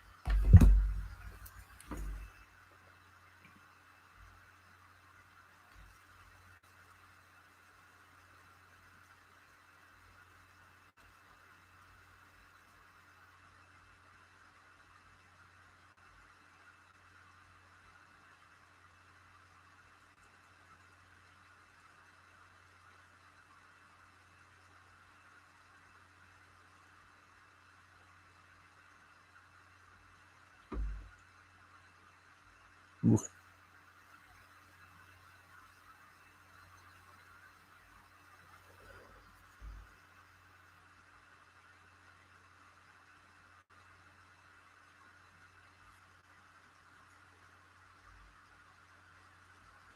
And then I forgot I was working on this.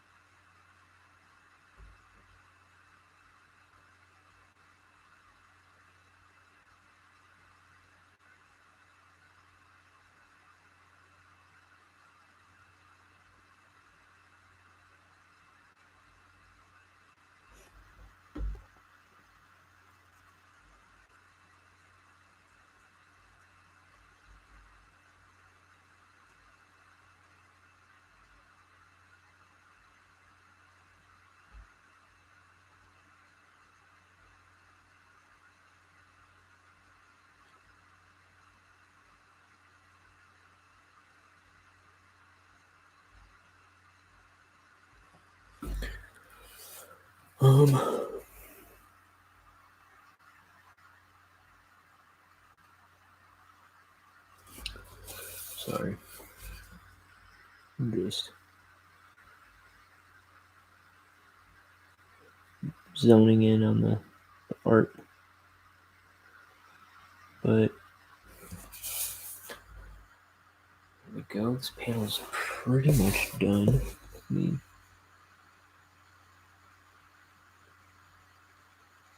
yeah.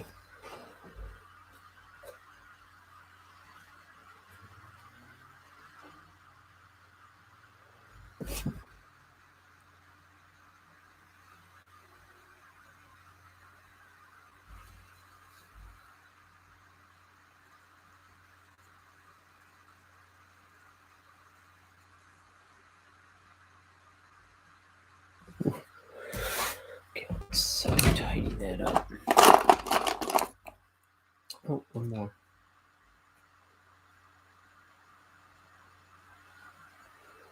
Oh, a couple more.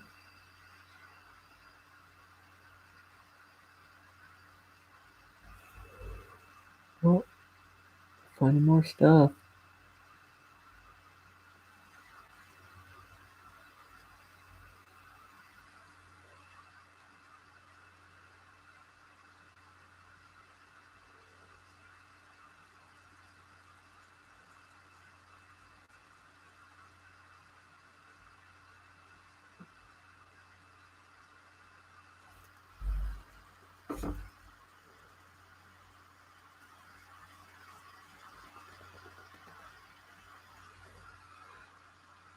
Mm-hmm. That's the panel.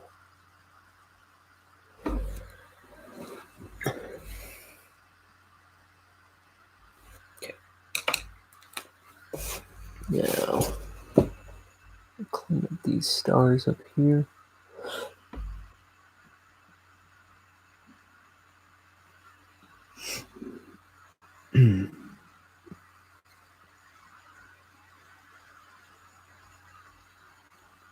We're gonna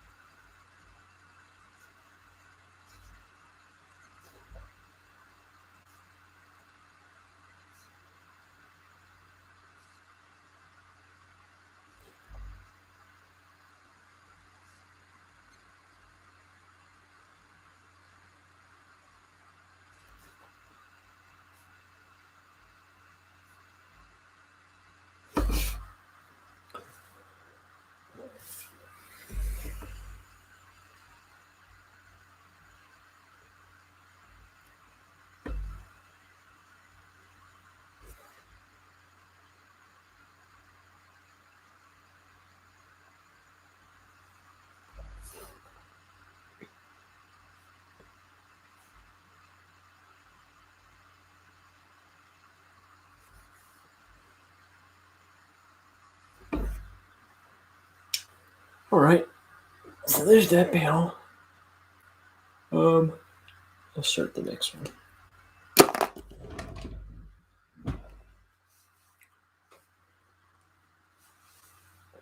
Let's see.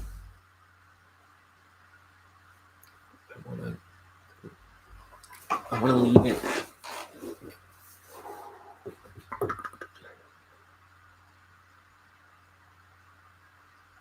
$1:30. I'll go another hour. So instead of 1, I'll say 1:30.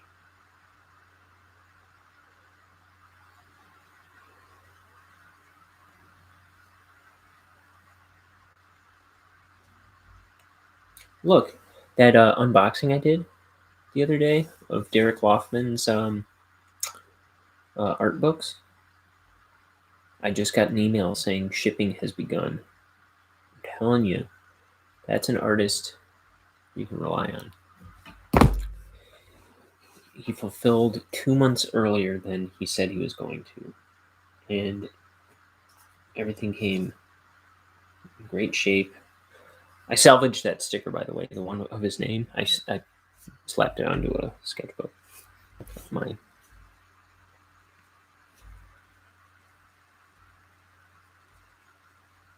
I haven't done anything with the stickers that came in the package yet. They're just sitting on my bookshelf.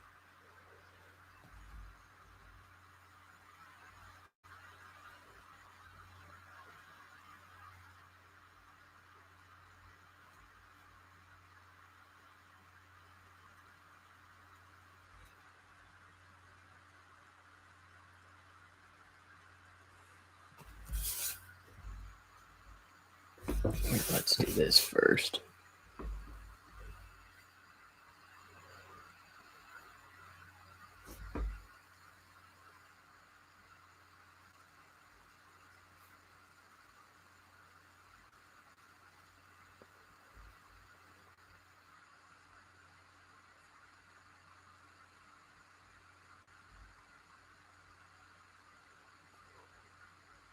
What if I give the 2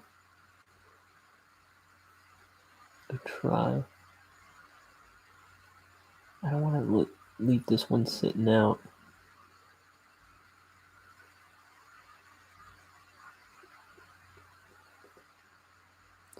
I'm pretty sure I have a size 2 brush. This one's just getting a little too hairy for me. Yeah, I've got 2 more. I'll leave that sitting there. Let's try another brush.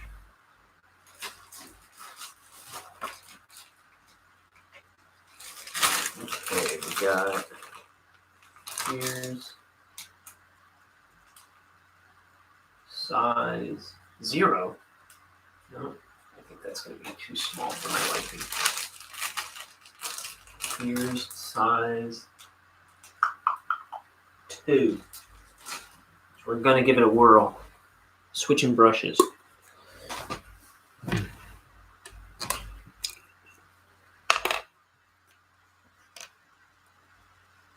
Okay.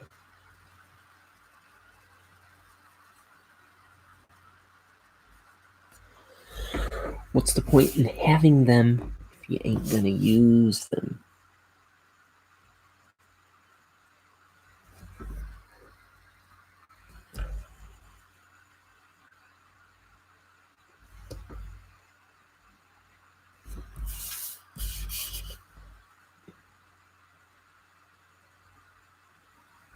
That's very nice, baby. I don't know what I'm doing. I don't know what that was. Why I said that.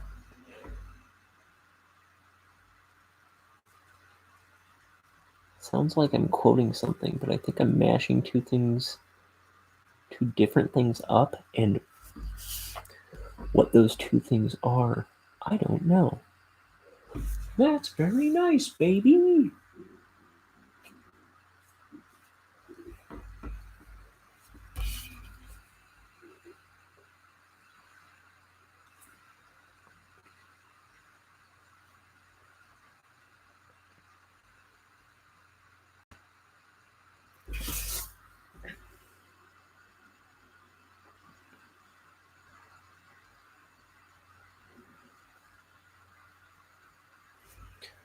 We need some real ink on there.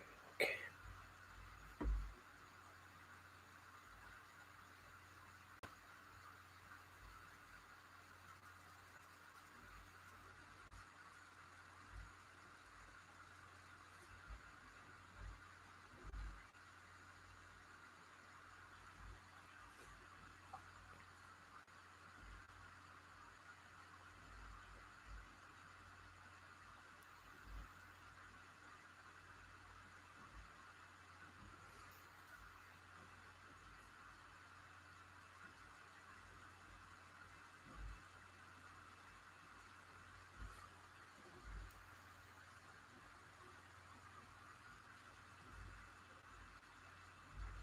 I hear the garbage truck coming.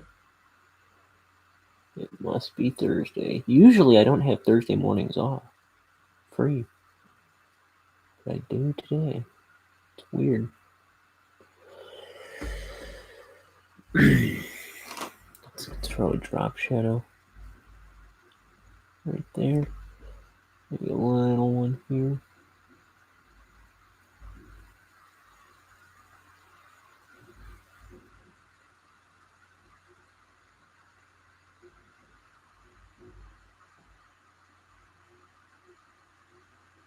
I think I'll throw that whole end to black. That's the bottom of the monitor.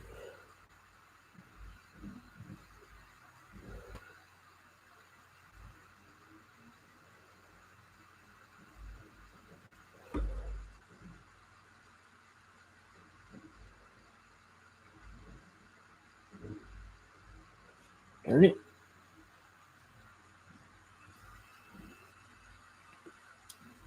Here we go. That's very funny. A fly marrying a bumblebee. Okay.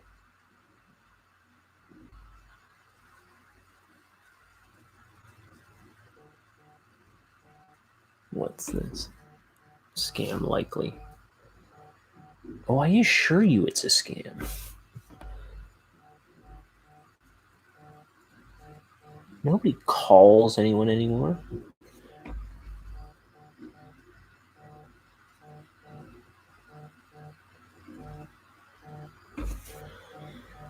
Okay. There's our monitor.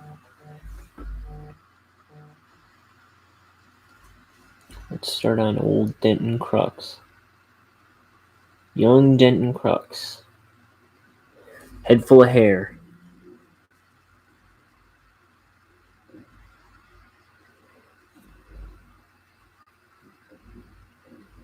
Who's Denton Crux? Well, he's the founder of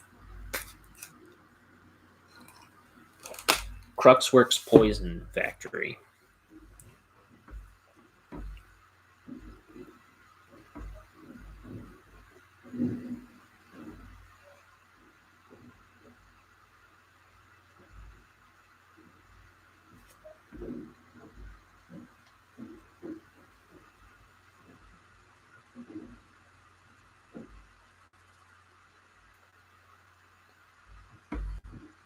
So, Bonehead's direct boss is Mr. Shivers.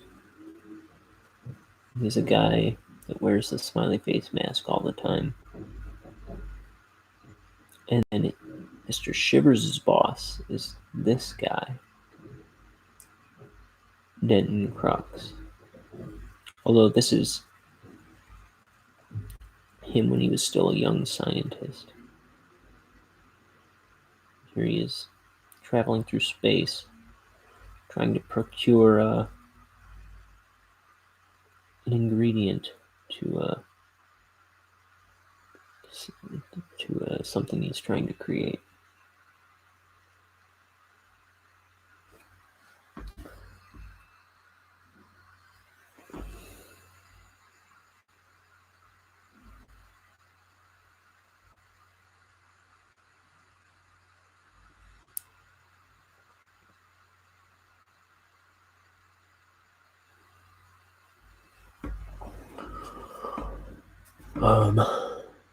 Okay.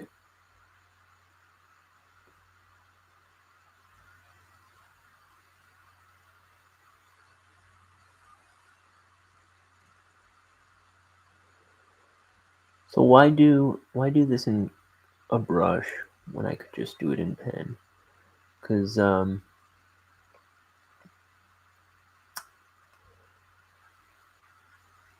am probably more comfortable at drawing with a pen, right?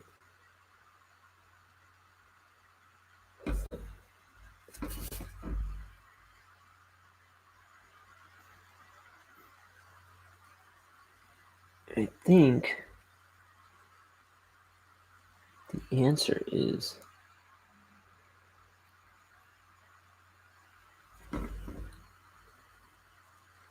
first of all, I want to become a better artist.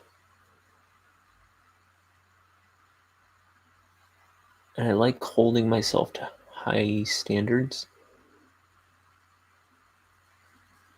Just in general, in life, I try to hold myself to high standards. And I'm not always good at it, by the way. So let that be said. I'm always kind of grappling with myself, trying to be a better man to varying degrees of success.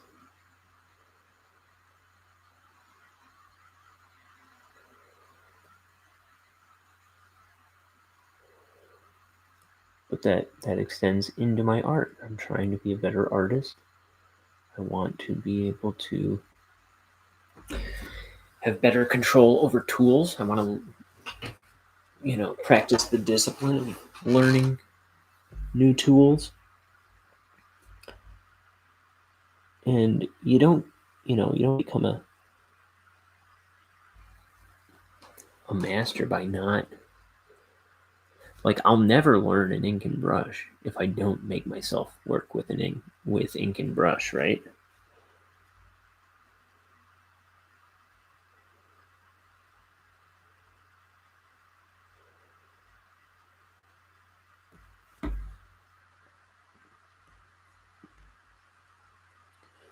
But I've been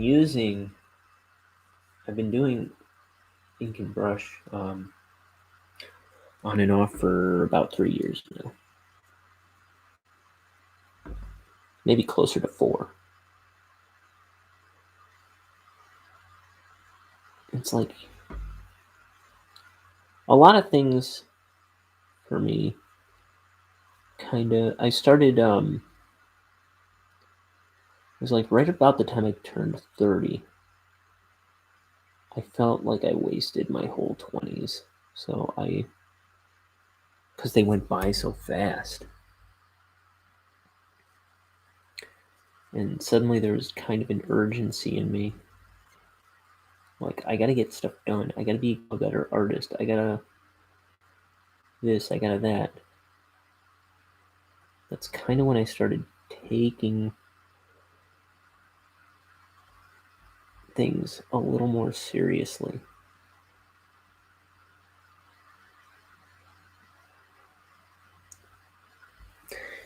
And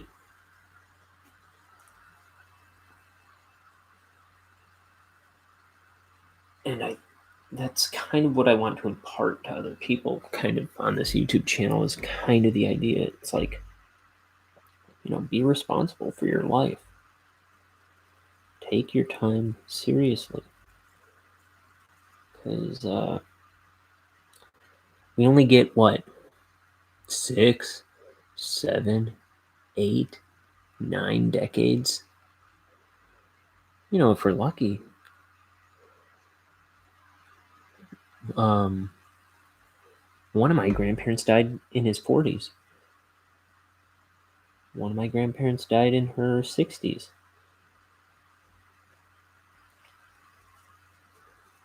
6 decades. 3 of them are gone. I spent them already.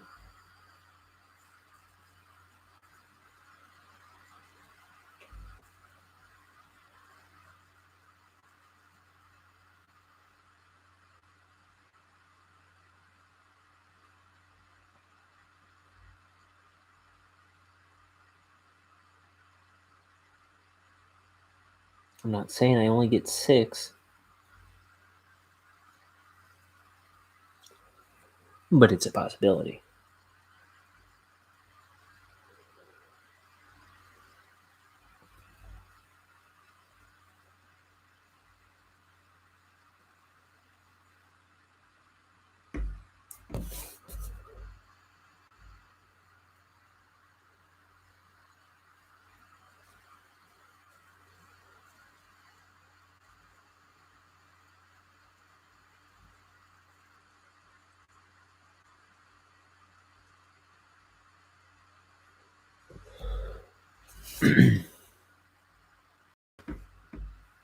Take your time seriously. No one's gonna look out for your time for you. I mean, think about the people you know. They're barely looking out for their own well-being, their own time.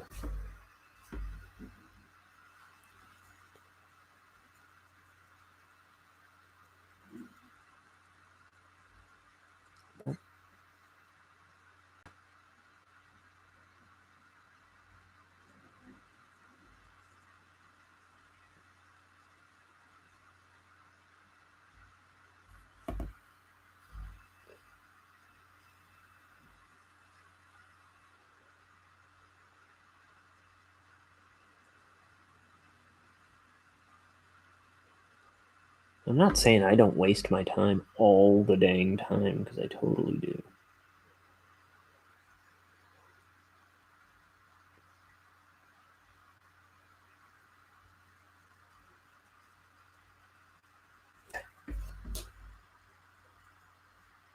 But I try to minimize it as best I can.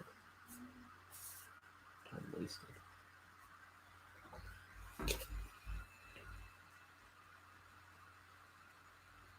It's very easy to be lazy, but you just don't want to let that laziness go unchecked.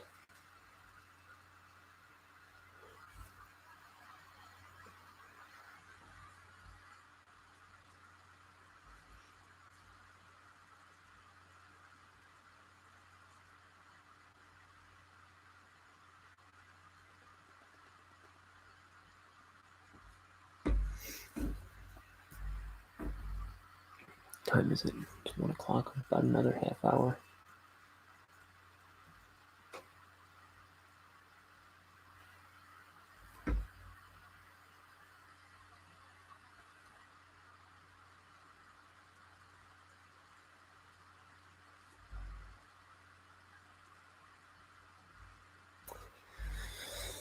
I don't know if I continue doing these. I didn't do my model sheets quite yet.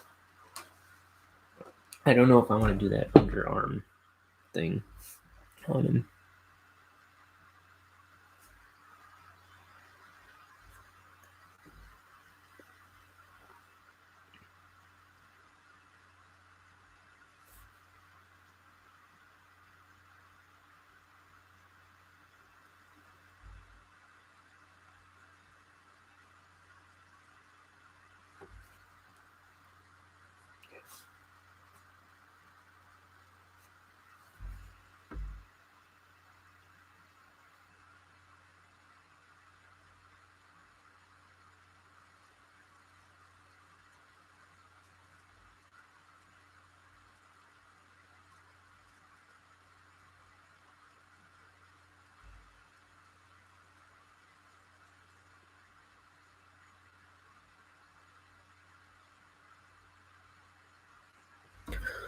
Oof.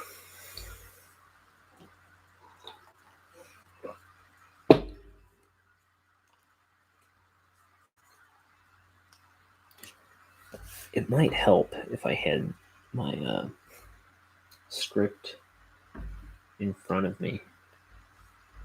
I think I'll have to make it a practice to keep that with me. Keep the relevant page nearby, just to keep the context in mind as I go through this book.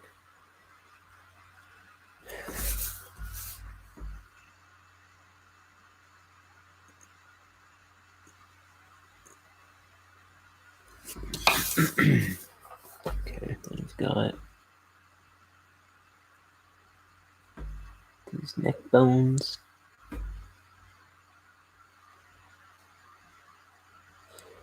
And then he's got this neck hole for a space suit.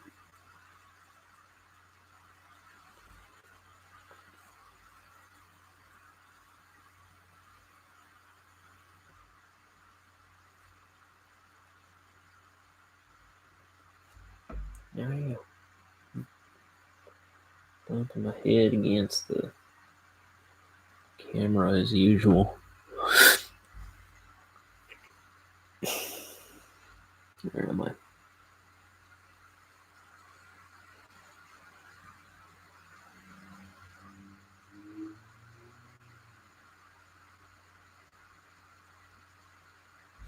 Darn.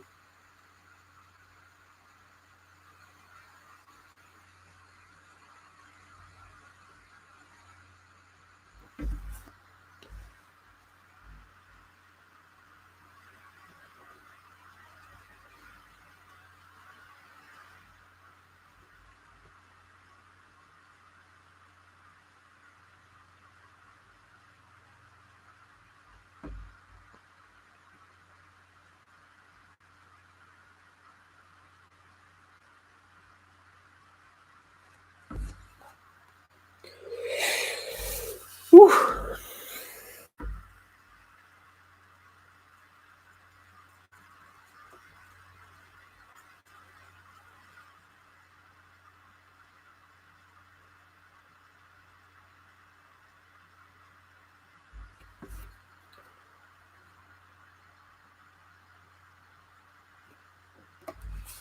Let's see, it's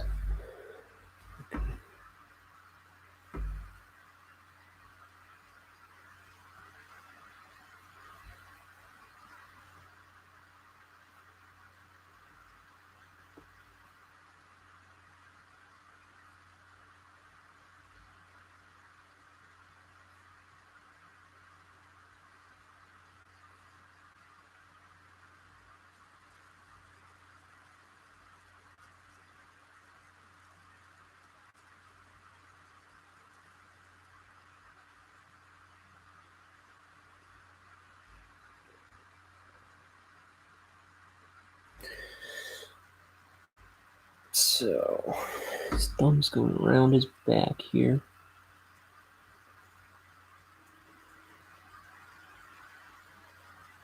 Glove wrinkles. Just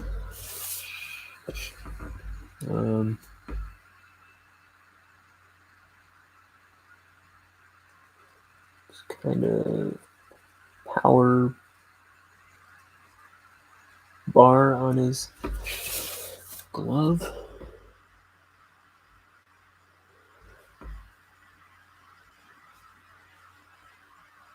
Little, I don't know, decal. And then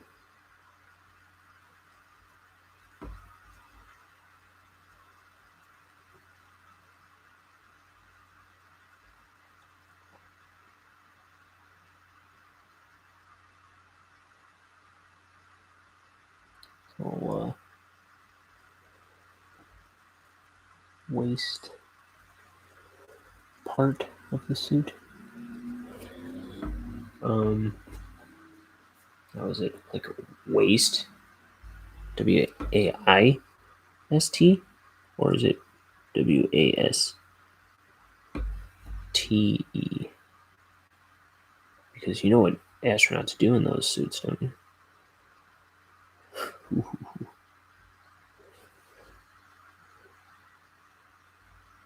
It ain't right.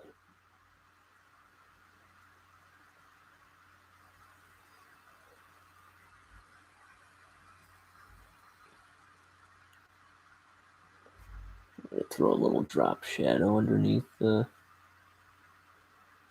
little ball. And I'll throw one under here too.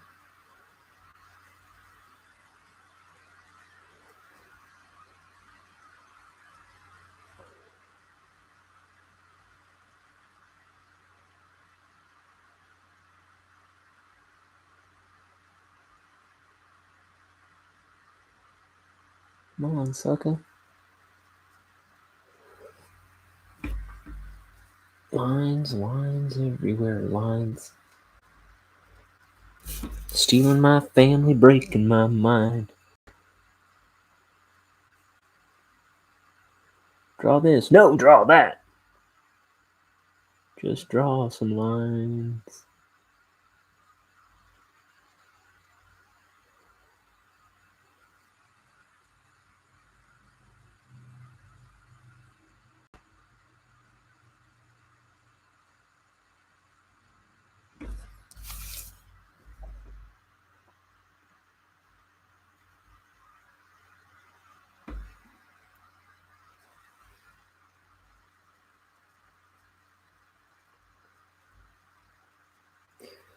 And I haven't decided if I want those, this like little underside of the arm.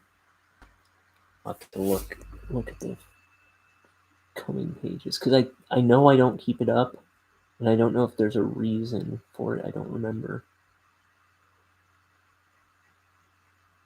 So he's got these like wormy hairs.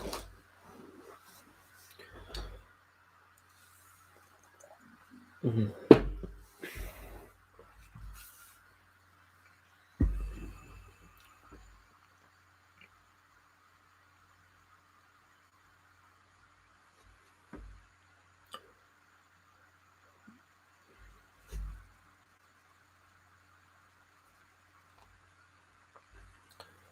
But when he gets older, he's bald.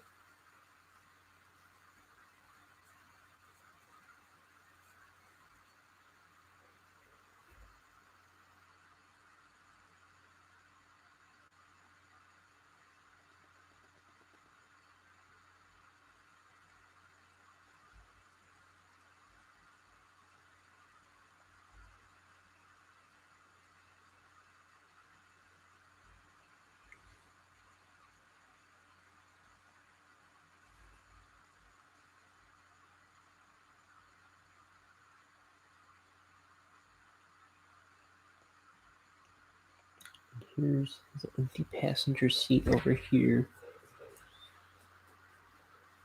Okay. We got half an hour.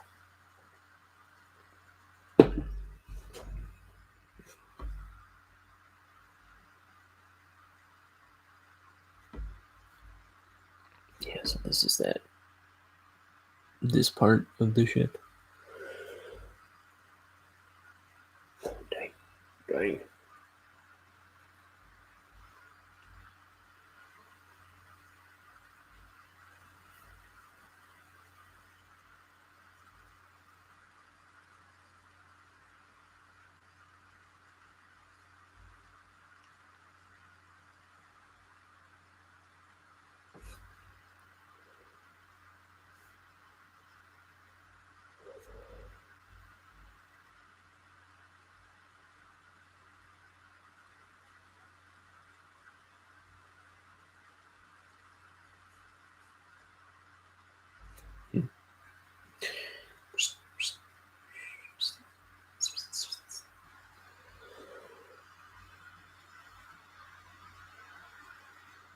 That's the sound of me testing my brush, trying to manipulate a point. It sounds like birds chirping insanely.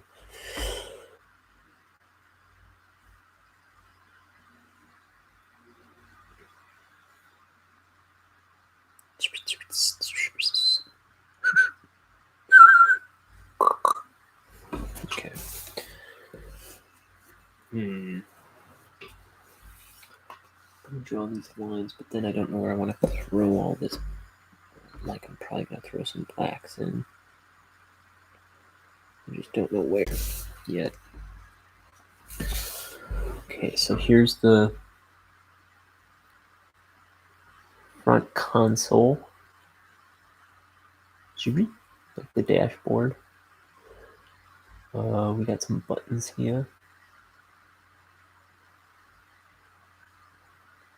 There's some switches.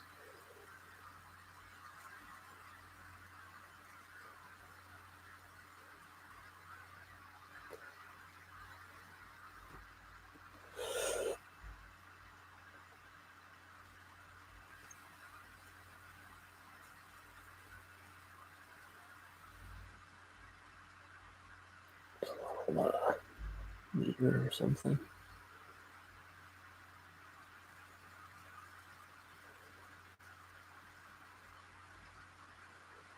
Got some buttons of some sort. Let's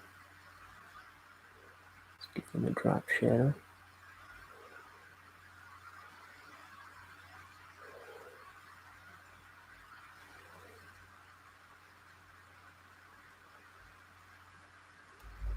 Give these ones too, because that windshield is right in front of them. Dang it.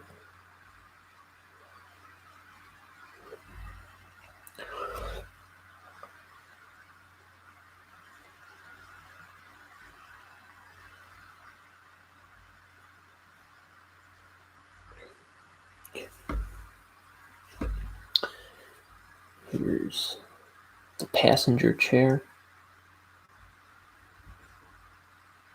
that he would be sitting in if he would just sit down.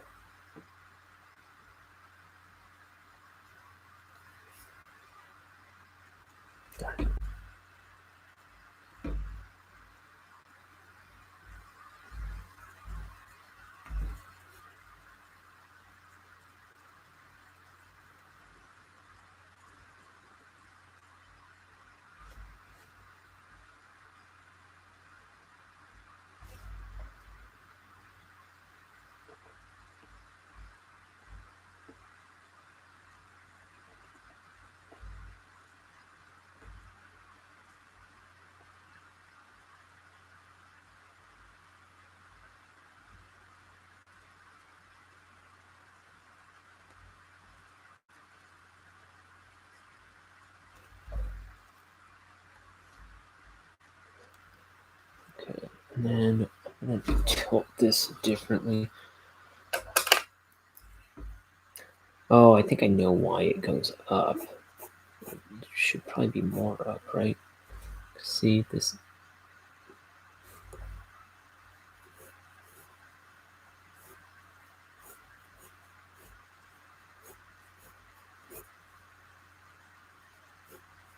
If you look at like plain windshields, they kind of curve around, and then on the sides they go up.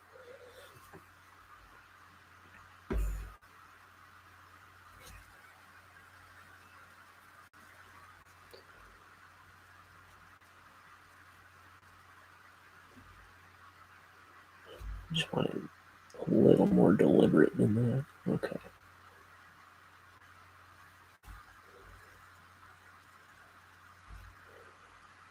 And then we'll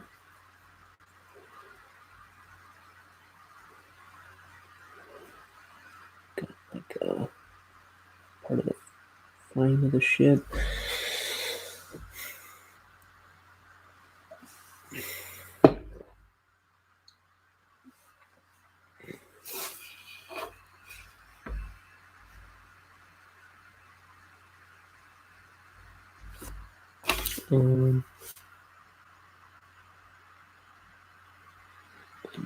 I don't really want that to meet that corner like that. There we go.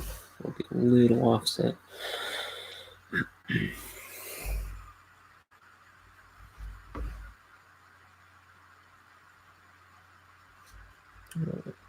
Get a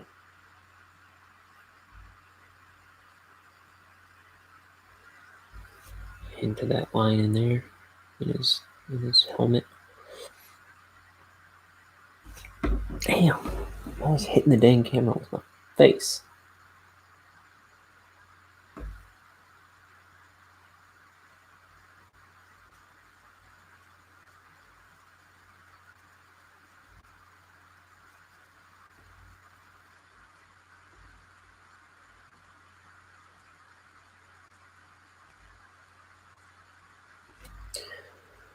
Oh, ink.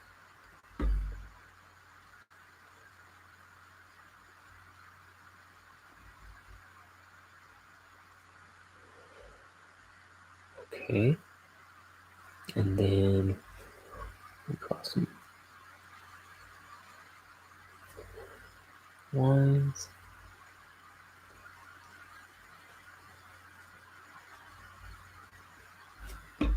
Come on, ink.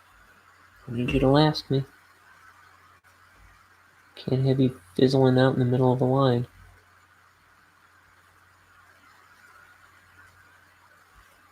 Okay.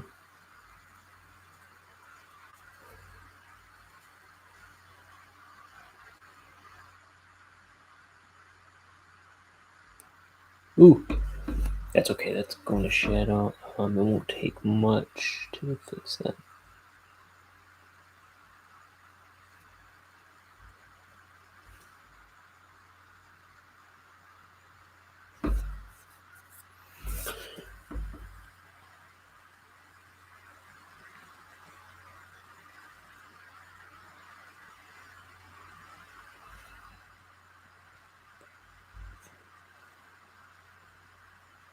Throw that in black. Black.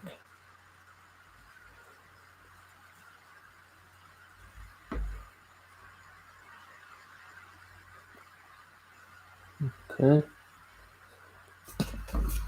We're gonna get some ink on the page here.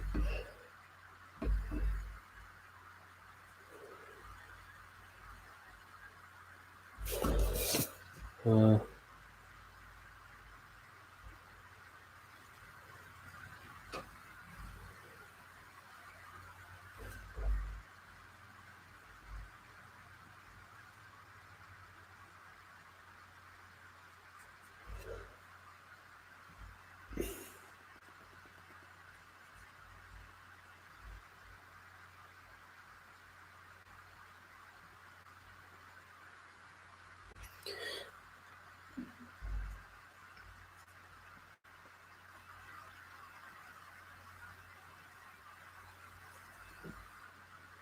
Three hours. Jiminy. The time it takes to make a funny book these days.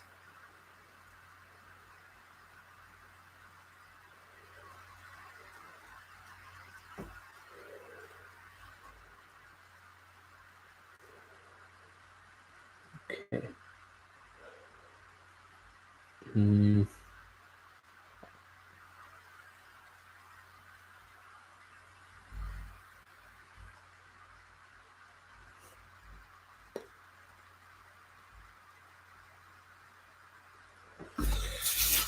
Oh.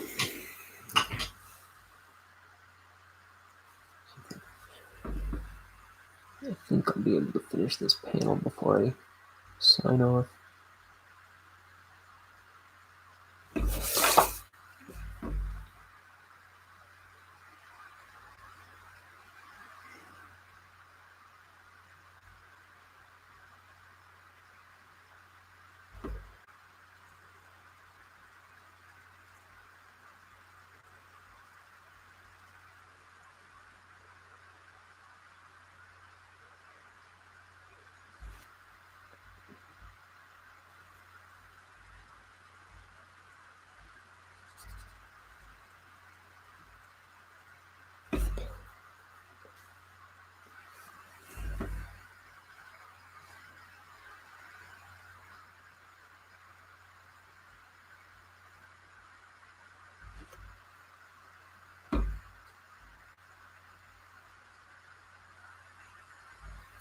Be in love, and everything will be better.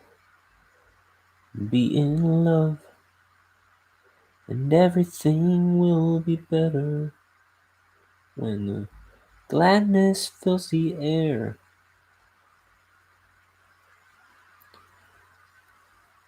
I don't know how it goes. That's some Mike Doty song from his Patreon, I believe.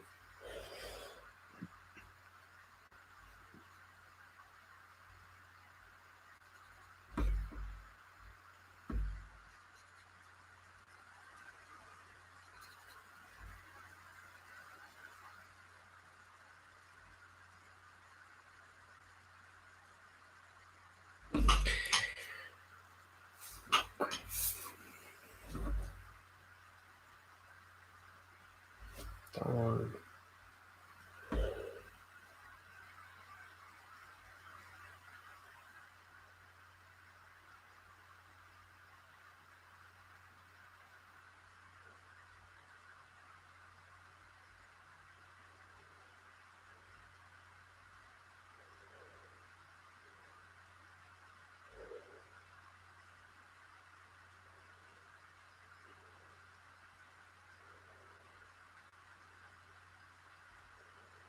When the gladness fills the air and the wealth of sadness disappears. Be in love, and everything will be better. I made up that wealth of sadness thing. It just sounded right. I mean, I guess since I can't remember what the lyric is, that technically could be it.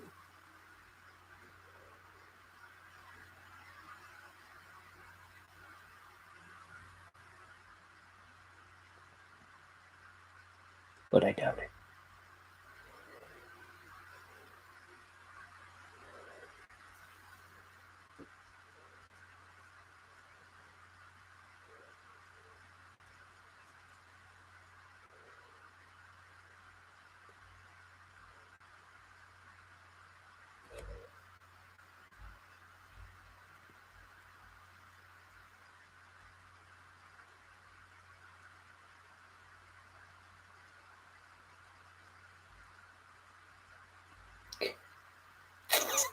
Uh-oh.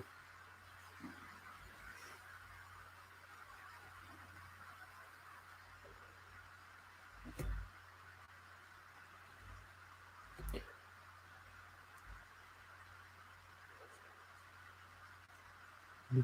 I'm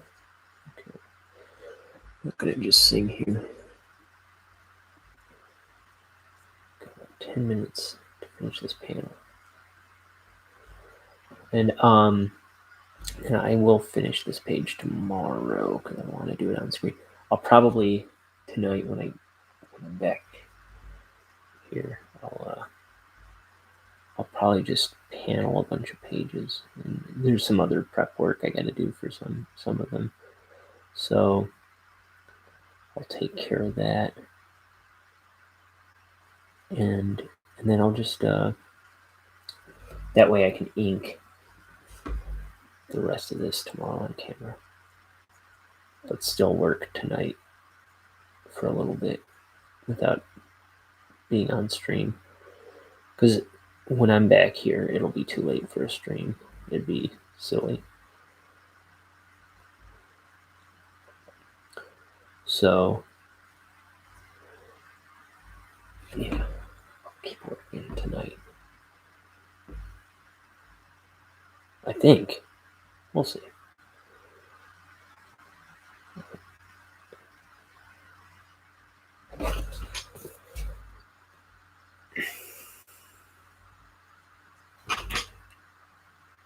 I'll get something done tonight, I'm sure, before I go to bed.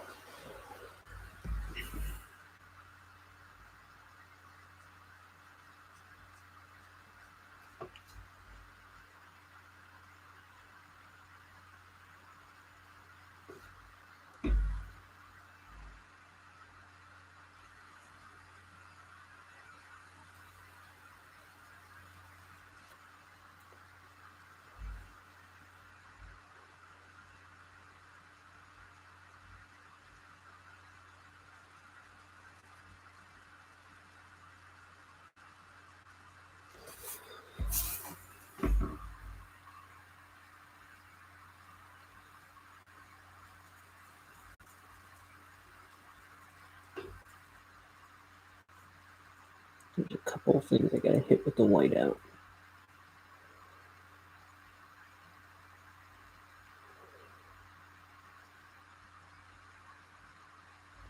Okay. Let's get some.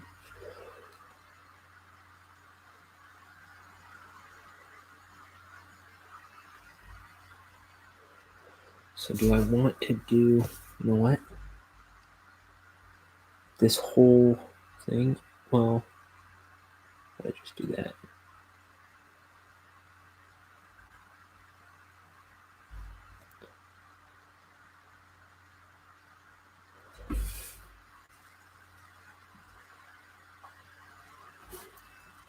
We'll mix some stuff up.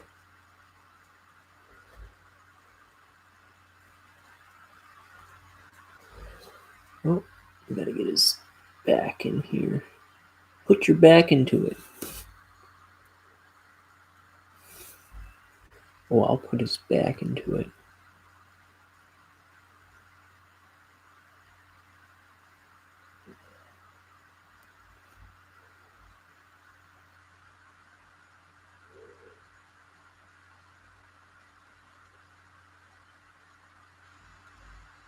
Oh, look at me. I'm making a mess.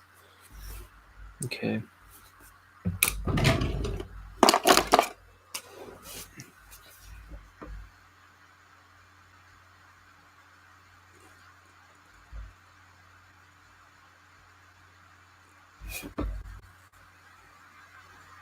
This is a little clumsy.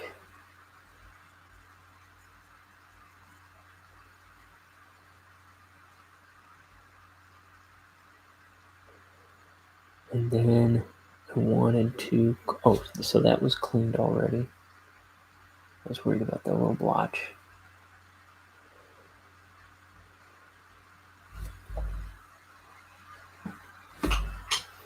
But there's this blotch, which doesn't really matter.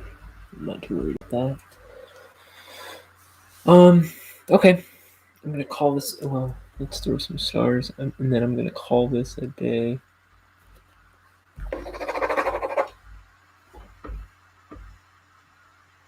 Sucka. It's not cooperating. I gotta go to the bathroom. So, I'll see you tomorrow. I'll pick this page back up tomorrow. In the meantime, you have a wonderful day. Thanks for checking out the videos. And watch Deep Rising. Watch Screwed with Norm Macdonald. And come back tomorrow for more drawing. I'm Ryan O'Connor. I love you, and I want to give you hugs and kisses all the time.